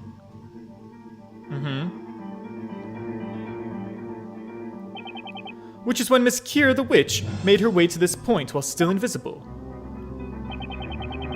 When she arrived at the spot, she then cast Amir and reappeared to join the other witnesses. And there you have it. This is accurate, Sir Blue Knight, isn't it? Uh-huh, yeah, and? That's when Amir heard her call his name. Well then, I have but one question that I would like you to answer.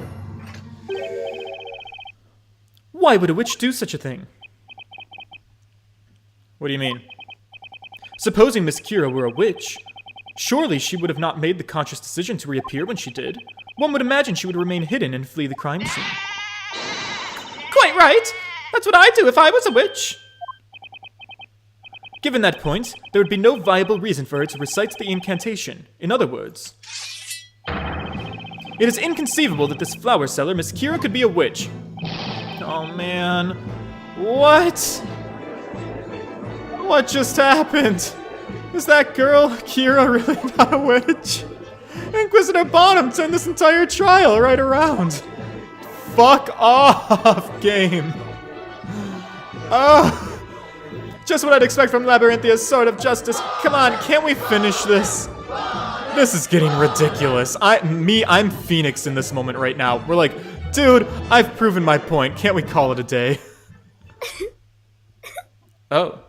Oh! Oh my god! She's a witch! Burn her! She's an absolute witch! That's right! You all heard it! It's just as Inquisitor Barnum said! Me, a witch! The idea is laughable! I'm speechless.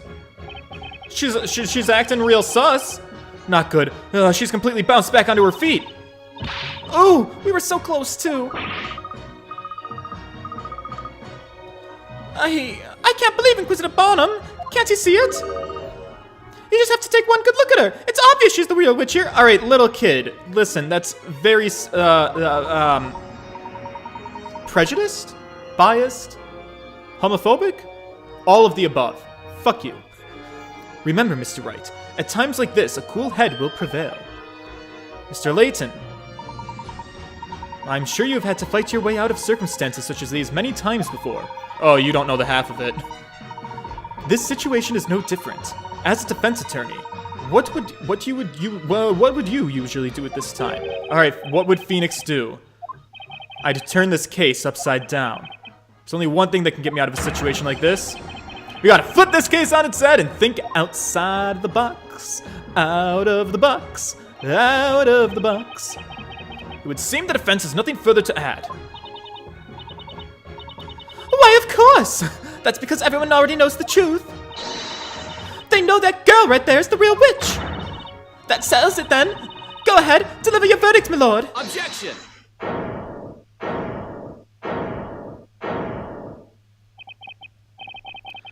The situation is exactly as you described, Inquisitor Barnum. It really doesn't make much sense for the witch to have used a mirror. Unless, regardless, the defense still maintains that Miss Kira did utter the incantation and make herself reappear. Now, the question is, for what reason? If she really didn't have to use that spell, then why use it in the first place? If I can find the answer to that question, then this entire case will start to unravel. I know the answer. I know the answer. Most fascinating, very well. Allow us to hear this theory of yours. Tell the court why it was necessary for the witch to appear at the crime scene. She lost her glasses. Well, we're still in the game. Once you eliminate the impossible, whatever remains must be the truth. The reason Miss Kira reappeared at the crime scene was, I'm gonna save just in case, God forbid, something goes wrong, but we haven't used the glasses yet. I've been wondering when they're gonna come into play. If she left the glasses at the crime scene, that would be a problem. So, she needed to get them. To become a witness, to give herself an alibi, to cover up her crime.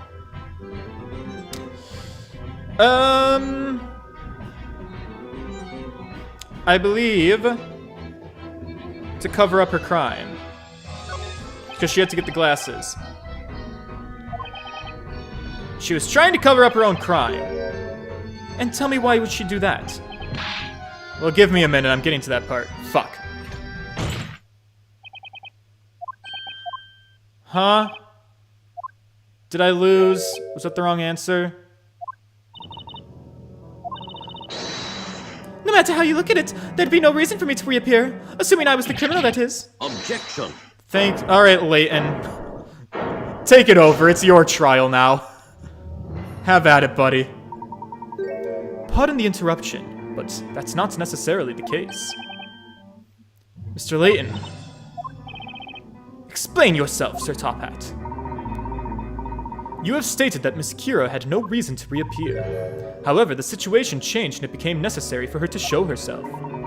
Isn't that right, Miss Kira? God, I'm more of a Layton than a Phoenix this game. Huh? What? What are you talking about? I have no idea what you mean. It would seem the defense must clarify their argument with evidence. Mr. Wright, I believe that Miss Kira did not intend to reveal herself at the crime scene. Rather, that something occurred which forced this young lady to make herself reappear. What was so important that she had to reappear to risk being spotted? Defender, tell the court why it would have been necessary for the witch to appear at the crime scene. She needed her glasses. She can't see without her glasses. Miss Kira, you usually wear glasses, is that correct? Huh? Oh God! You know we should have known that she was a witch as soon as she started eating fucking flowers. I don't know how that didn't trigger us. It's like I already told you. I lost my glasses a few days ago. Are you absolutely sure about that? Or did you not, in fact, lose them tonight during the crime? Of course not. Perhaps you accidentally dropped them while you were committing the crime. Then, as you were attempting to make your escape, you noticed they were gone. Therefore, you made yourself reappear in order to search for your missing glasses. No! Yes. Objection! Alright, fry this witch. She's given me so much more trouble than she's been worth. I don't care if she tried to save a spell. Well, she might have tried to save a spell from a crime. Because, like, the men that she killed were criminals, let's be fair. How absurd! Such baseless conjecture. What you propose is fundamentally flawed. What do you mean? Let us assume, hypothetically, that the witch did in fact drop this evidence. That does not explain what purpose it would serve for her to make herself reappear. It would still make more sense for her to escape under the cover of darkness. No, you're wrong, buddy. Unfortunately, Inquisitor Barnum, such a plan was simply not possible. What? Mr. Wright, do you understand what I'm suggesting? Maybe? He means the reason Miss Kira made herself reappear at the crime scene. Okay, this is it. Didn't I just establish that? Defender, enlighten us! Why did the witness feel the need to make herself reappear? Someone found her glasses. She couldn't find her glasses. She broke her glasses.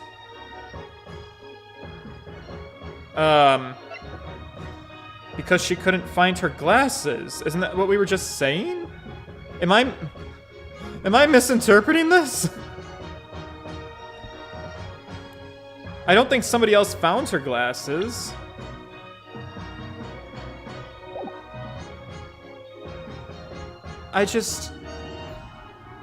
But I don't get it. I'm gonna take a hint on this one. Okay, she couldn't find her glasses. That's what I thought, but like, that's what we just fucking said. Alright, do you see? This game's giving me headaches. Some of you are defending the game really hard. You're like, George, you're just stupid. The script is perfect. It's a good script, and I do like the way this case is played out. But, like, I can't help it, guys. In my opinion, I feel like I've had to make the same point, like, over and over and over again. It truly feels like we're beating a dead horse at this point. Like, Jesus Christ.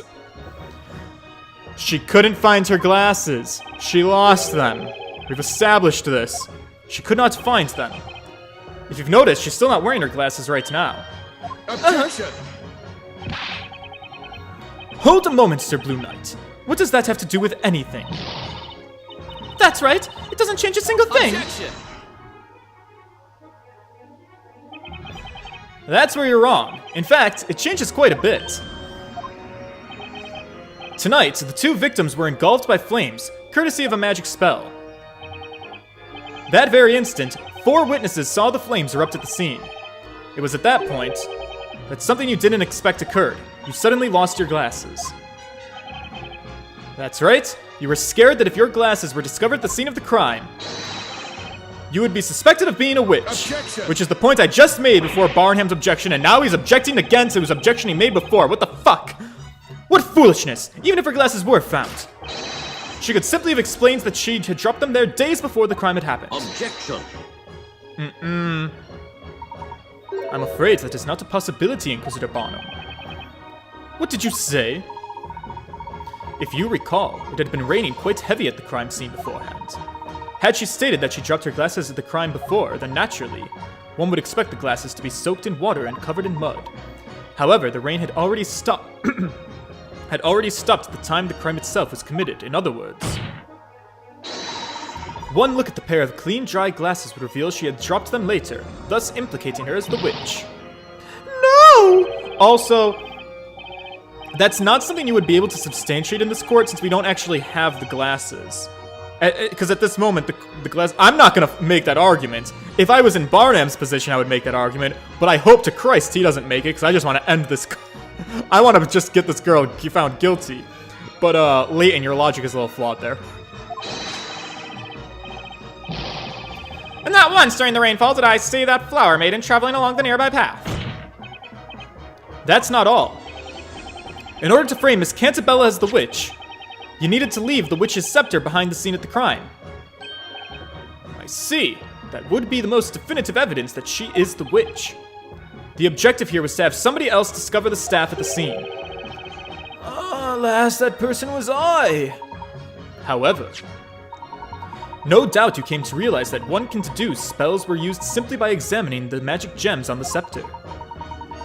In this case, one can see that the witch must have used Demir to vanish from sight and make her escape. That's why, Miss Kira, you were left with no option but to reappear at the crime scene. That was the only way for you to avoid suspicion if someone were to discover your glasses at the crime scene. By reappearing, you'd be able to explain that you simply dropped your glasses when you rushed to see what had happened. What do you have to say to that, Miss Kira? Did we get her? Did we win? Oh. I've let you both ramble on and on. Yeah, but you really playtime did. is over. Okay, girl, what you got for me? So that's it, then? I I'm a hope witch because so. I dropped my glasses? I must have said it how many times now? I lost my glasses days ago. Were you even listening? I'll say it again. Over 1,000,000 times! I lost my glasses, I lost my glasses! Do you like evidence, Sir Defender? Do you love proof, Sir Top Hat? Then prove I dropped my glasses at the crime scene. Ha! You can't prove it! I see we're not the only ones who have had it up to here with this trial. You lose. I beg your pardon?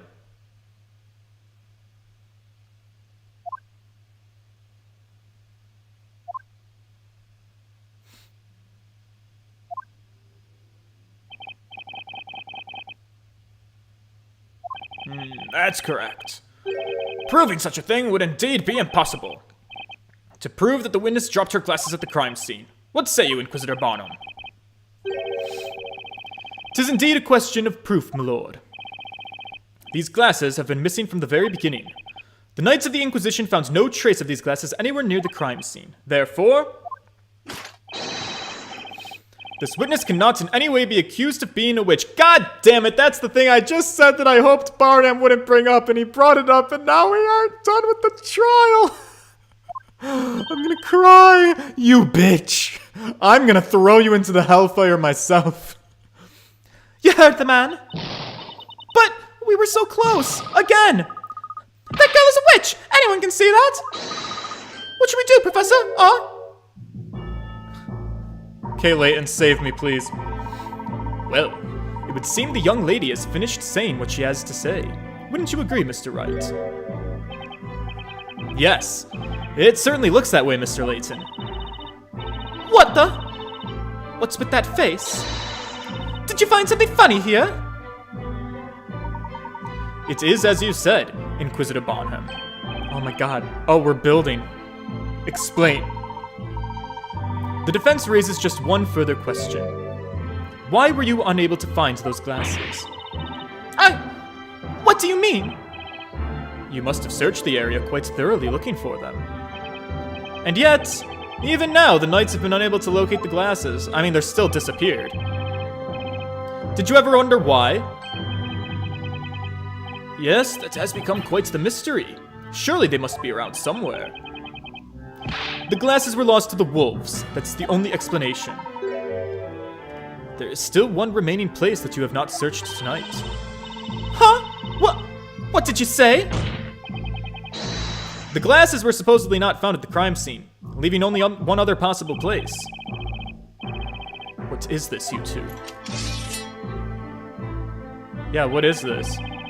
Have at you, Sir Blue Knight. Draw your blade and reveal to the court where the glasses are supposedly hiding. Alright. It looks like I've managed to make it through my first witch trial. It all comes down to this final piece of evidence. Time to clear this case up once and for all. Okay, no pressure. Little bit of pressure. I'm gonna do a save of confidence. Just because I'm so confident I know the answer. Not to break the tension or anything. I leave the rest in your capable hands, Mr. Wright. Okay. The piece of evidence pointing to the one place not searched tonight is...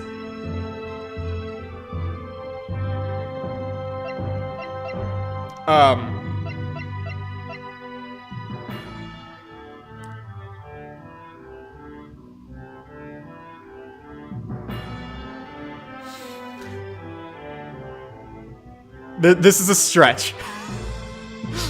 Hear me out, chat. And I want chat's input. Spoiler free, of course. So if you've played the game, not. But, do you think maybe it's possible that the glasses fell into the bucket of milk, and then the maid stole the bucket of milk, and then they are still sitting in the milk? We've talked a lot about this bucket of milk. It's in my evidence pile. I don't have a lot to work with here. I mean, I did just save. This might be the stupidest thing I've ever thrown out there. But the bucket of milk was stolen from the crime scene, so when she went back, the bucket of milk wouldn't have been there. So, because the glasses were in the milk, and the milk was taken away, they should still be in the bucket of milk. That would also mean, though, that Miss Mary never, emptied the milk. But she said she washed the milk bucket, so then Miss Mary should have the glasses. There's things that don't make a lot of sense to me still, but I'm gonna throw it out there and see what happens. It's in the... She needs some milk. Between heaven and hell. That's just about the stupidest theory I've ever heard. It's probably right. Tonight, there was one thing that was carried away from the crime scene right under everyone's noses. Oh, boys! It's right! Carried away? I'm speaking, of course, about this. Ah! That's the milk. He needs some milk. That disappeared from the crime scene. Thus far, the defense's claim that the glasses were dropped at the crime scene has been regarded as mere speculation. However,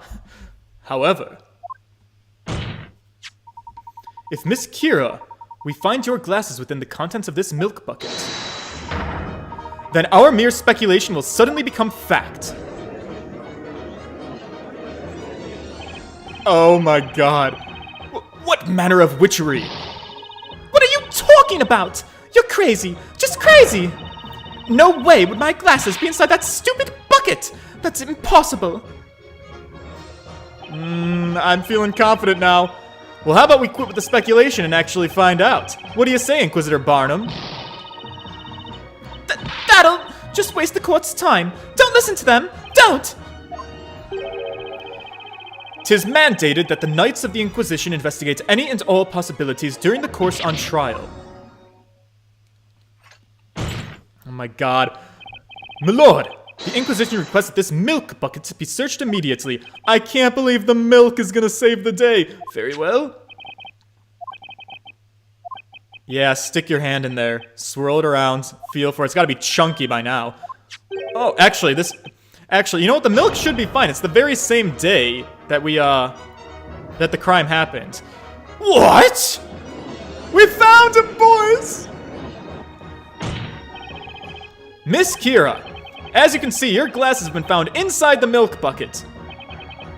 The truth is out. Nothing you can say will change that now. Which leads us to the next question. Specifically, a question of when. When did you drop your glasses into the milk bucket? What? Why is this happening? This whole thing is ridiculous! The answer's obvious, isn't it? I dropped them afterwards. After I ran over to see the fire. I took a tiny peek inside that milk bucket. That's when they fell in. Objection! Yeah, Mary, don't let her have that. Don't be stupid, child! Snowy and I were at the scene first. We made sure to take that milk bucket before anyone could get their grubby hands on it.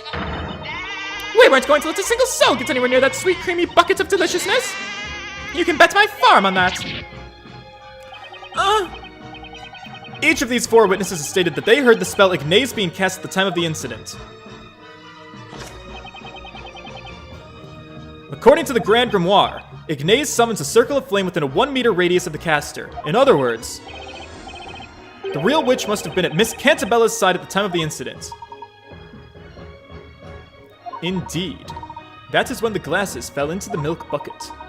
Therefore, there is only one logical conclusion. Only one person who could be a true witch. Oh my god, is it breakdown time? Yeah, give her the double finger! Miss Kira, you are the real witch. Oh.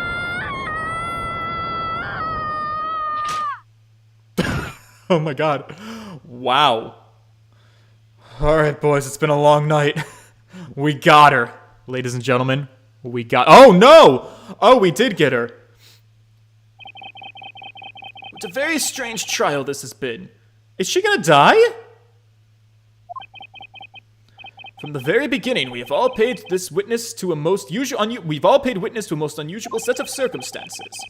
A baker turned defender, a surprise extra witness, and now a not guilty verdict for the accused. Never have I seen such a spectacle.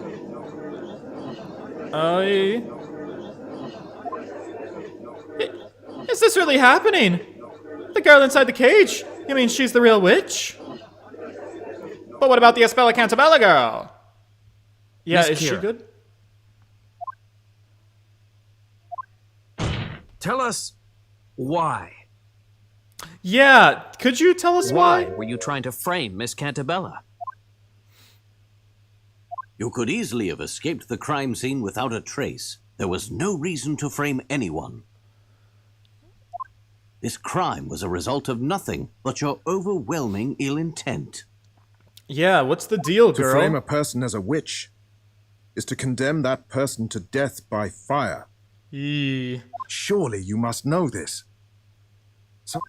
Oops, sorry, I didn't mean to cut it off. So why did you frame Espella? Do you have any idea what it feels like to be a witch? No. What it feels like. I didn't ask for this. Oh.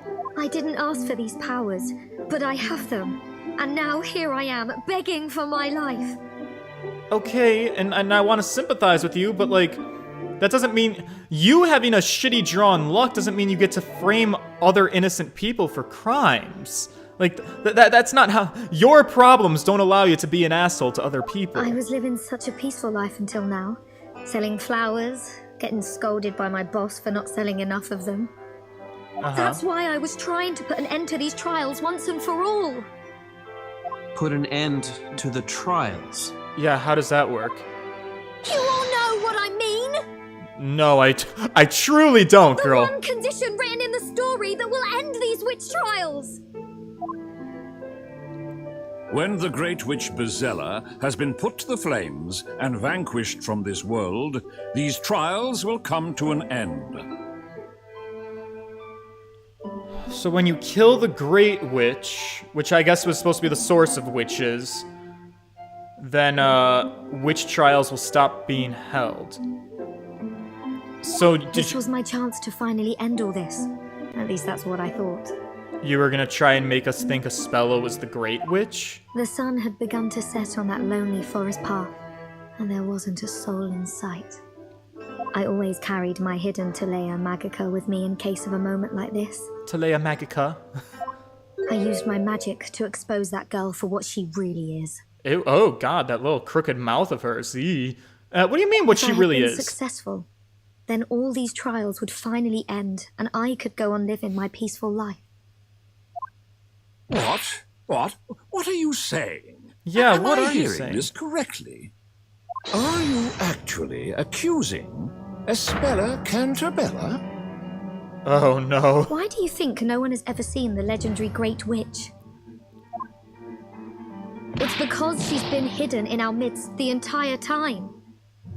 She's protected. She's hidden from us. It's all part of the story. Part of the story? What? Objection! Yeah, object to that, please. That's enough! Speak no more. A witch's existence cannot be justified. Do you think there's any possibility that there's a twist here and Espella is the Great Witch? Espella, Please, Bezella. I know you've all noticed it too. No, You could end this. All of this. That girl. It's all because of that girl. I beg you. Please. Please release me. Knights of the Court, isn't it your duty to protect the people of this town? Give me another chance. That is where you're wrong. Oh. 'Tis indeed a knight's duty to protect. We are impelled to protect the citizens of Labyrinthia against you and your ilk. Oy. The reason you were offered my protection until now was because your guilt was uncertain. There was the possibility that you were not a witch. The circumstances were such that it seemed another was guilty. That possibility has since disappeared, and your innocence along with it. You now find yourself at the other end of my sword. Oh, I'm getting a sinking feeling about this. Vile witch, enemy of Labyrinthia, may the fires purge you from this land. Can we come to some kind of compromise? Oh. Please wait. Stop. Please just stop this. Alright, girl, let's be careful with what our actions are. If it means putting an end to these horrible trials. Let me take her place. Let me be Bezella. Oh my Send God. me to the flames. After all the work I did for you? Please. If it would save her life. This trial has proven beyond a shadow of a doubt that this flower seller, Kira, is a witch. And according to the law, all those found to be witches will be executed. Did he say executed? Yeah, no, that's not how we do it in This is Japanifornia. most unsettling. Bailiff, ready the fire. Layton, Phoenix, we might want to do something here, maybe? Oh, God! Oh, God! No! Yeah. Uh-oh. No! Don't do this! Hey. Listen to me. Don't let her fool you. Espella is the Great Witch. Hear me. There's no time to waste. She's Bezella. Take her. And then these witch trials will be no more. The witch trials will end. No, wait, stop that! Oh!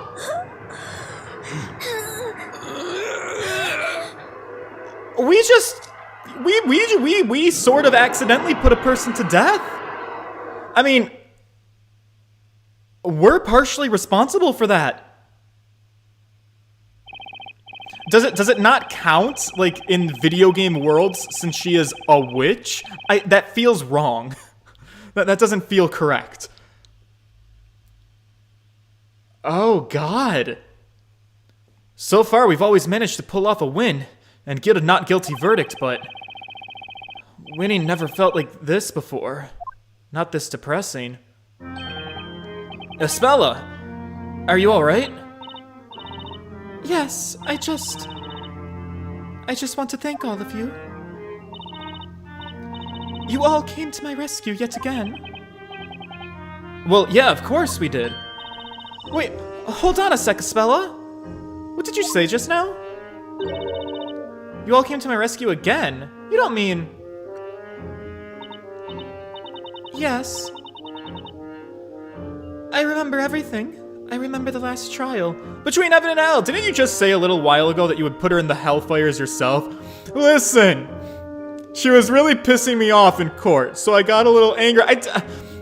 I thought, like, I mean, that's how this game works, but I thought, like, she would be given her own trial at a later time, and the game would just kind of, you know, skirt away from it. Like, when our clients get found not guilty, and then the new witness is like, oh, you will have a trial at a later date. I thought she would have a trial at a later date, and then we would just kind of stop following her story, and it would be kind of, like, ambiguous as to what happens with her. I didn't think we were going to watch her get put into the coffin and thrown down into the fire right then and there. I suppose that makes this the second time we've met, and the second time all of you have helped me. Mr. Wright, am I to infer that you and Espella have met before? Yeah, it seems that way. You too, Mr. Layton? Perhaps it would be best if we befriended each other or briefed each other on what has transpired. Yeah, we can do that.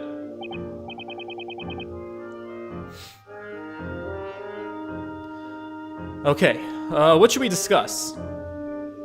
What happened in London? Espella paid us a visit in London. She had in her possession a letter from an old acquaintance of mine. Is that right? Mr. Accidenti helped drive Espella straight out of Labyrinthia!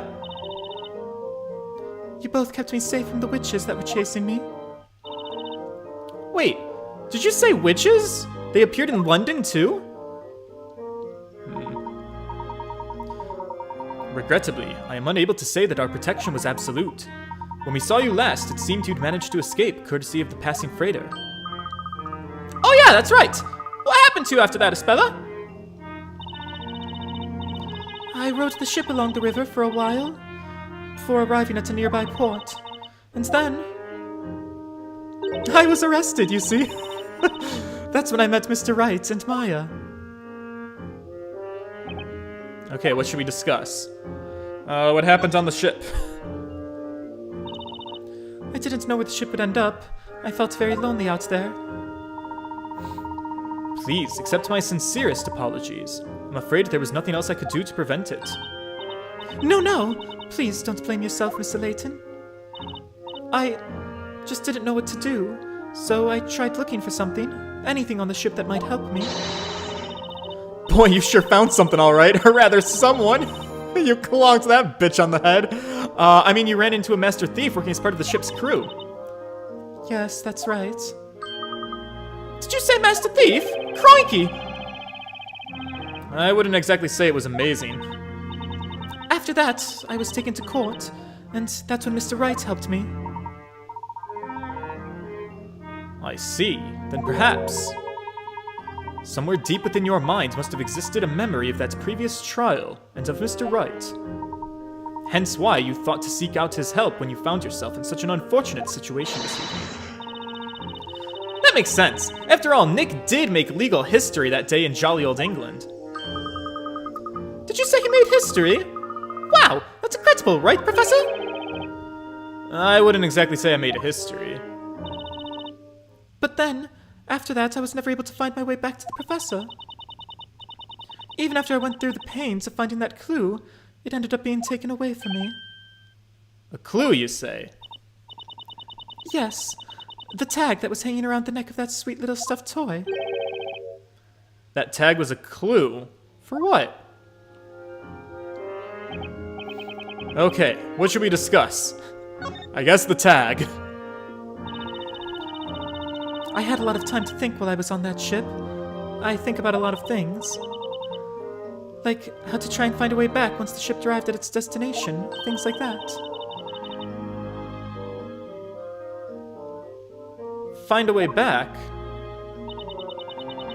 A way back to Mr. Layton and Luke. They were the only ones I knew I could depend on to help me. The pleasure was ours, Espella. But no matter how hard I tried, I couldn't remember the name of the town where they lived. Oh, you mean London, Espella? Oh, that's it. London. That's what was written in Carmine's letter to Mr. Layton. The blue teddy bear I found in that room was wearing a tag around its neck. Sorry, Espella, but, PC Badger doesn't really look anything like a teddy bear. Not important right now. On the tag, in very small letters, was written London. I recognized the name of the town. I thought it might be an address. That's because that stuffed toy was used in special promotion, run by the London Metropolitan Police. Oh, that's right! Espella, you must have known that address was super important. That's why you kept the tag, right? That way you can meet up with Mr. Layton and Luke again. I just felt so lonely and helpless. I wonder, though, who do you really think did it? Who do you think hit Olivia on the head with the pipe, I mean? What's this? Oh yeah, I guess we never did find out who the culprit in that assault was. I do believe that may have some connection to do with the group of witches. What? You mean the witches that were chasing us through London? Indeed. It could be that they noticed your escape onto that ship and managed to infiltrate their own way on board. It is very interesting. What's the deal with Espella and the witches? Why are the witches obsessed with Espella? We just burned a witch who wanted Espella to be accused of being the Great Witch. All I'm saying is, Espella, you look kinda sus. Could it be? So, you're saying there was some big, scary witch looking around inside that cargo hold? I'm afraid there's a rather high possibility that was the case. Oops. Those witches were intent on seeing you brought back to Labyrinthia no matter what, and here we all are. However, in order to do so, they had to make certain you did not become entangled in any situation that may stall your capture. Ah, in other words, the situation with Miss Al Dente, you mean? Precisely. They must have knocked that crew member unconscious and attempted to recapture Espella before the police could arrive. However, their plan was clearly foiled, given that you ended up in court regardless. Well, that was kind of lucky. And that's when she became my client. I just can't clearly remember anything that happened back then. Do you think there's a possibility that someone was pulling Espella's strings through the entire trial? Hey, maybe you're right, Nick. There was something a little strange about you at the time, Espella. Mr. Wright, Espella was introduced to you at the time of as a schoolgirl. Is that correct? That's right. She would have had no knowledge of this world outside of Labyrinthia. That being the case, having her stand in an English courtroom as was would pose a serious problem. Meaning that someone must have been attempting to cover up Espella's identity. What? But Professor, could someone really do that? That they could indeed, Luke. That they could indeed, Luke. And if it is as I suspect, I believe our adversaries may be far more powerful than we originally thought. Huh. Just exactly who? Or what are we dealing with here? I don't know. Are we wrapping up for the day? Hey guys, let's head back to the bakery for now. I bet the boss is waiting for us with one heck of a pastry feast. Oh. Actually, I can't go home just yet. You can't? Aw. Well, there's still a couple of legal procedures to be taken care of before I can go home. Please, you all go on ahead without me. Is that so? Very well. Well, great. Nothing bad has ever happened when we left Espella alone. I really must thank you all. Thank you so much for everything. Alrighty then, Espella. We'll catch you later. Yes. Farewell for now.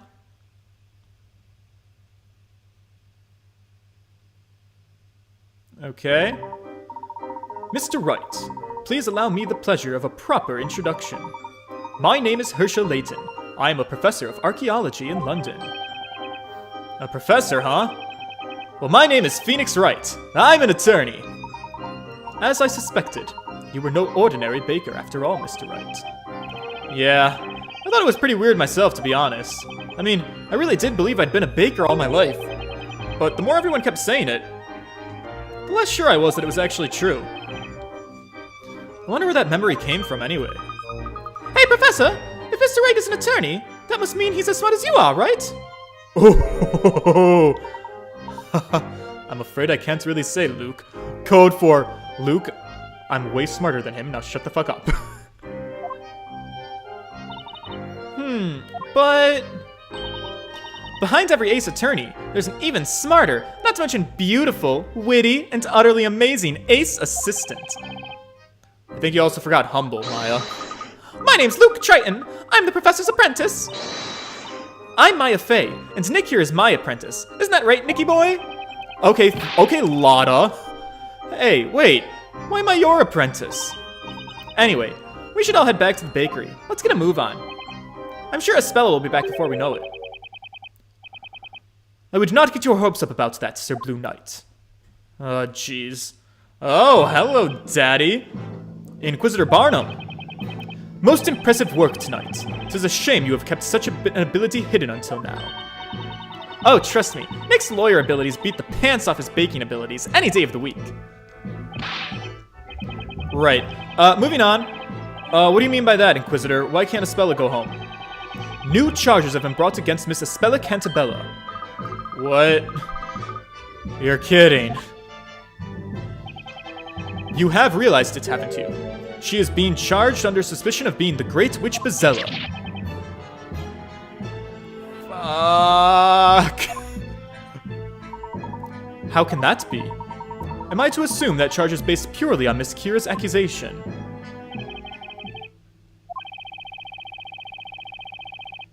It was not I who made the decision. Wait, what? Regardless, the girl will return to court at the appointed time for further trial. Until then, I am to seek out any and all evidence pertaining to the Great Witch. Pardon me, Inquisitor. When exactly is this appointed time? The investigation into this allegation will conclude on the day of the storyteller's next parade. That would be 2 weeks from today. Following our investigations into the matter, the trial of the Great Witch shall proceed. Wait, what? It would appear the girl has been withholding a dark secret from you all. Espella. Espella Cantabella's questioning is set to begin shortly. That means visiting hours are over. I recommend you leave immediately. Oh, jeez. Girl's going for a world record of how fast you can get convicted for crimes back to back. Espella, the legendary Great Witch Bezella? It rhymes, so it must be true. The story that dictates the fate of an entire town, and now a so-called Great Witch named Bezella. Most intriguing. It would seem to be up to us to uncover the answers to these mysteries. Right, but how are we supposed to manage it all in 2 weeks? Where are we gonna find any evidence? You know, I was thinking, how do you address a Great Witch?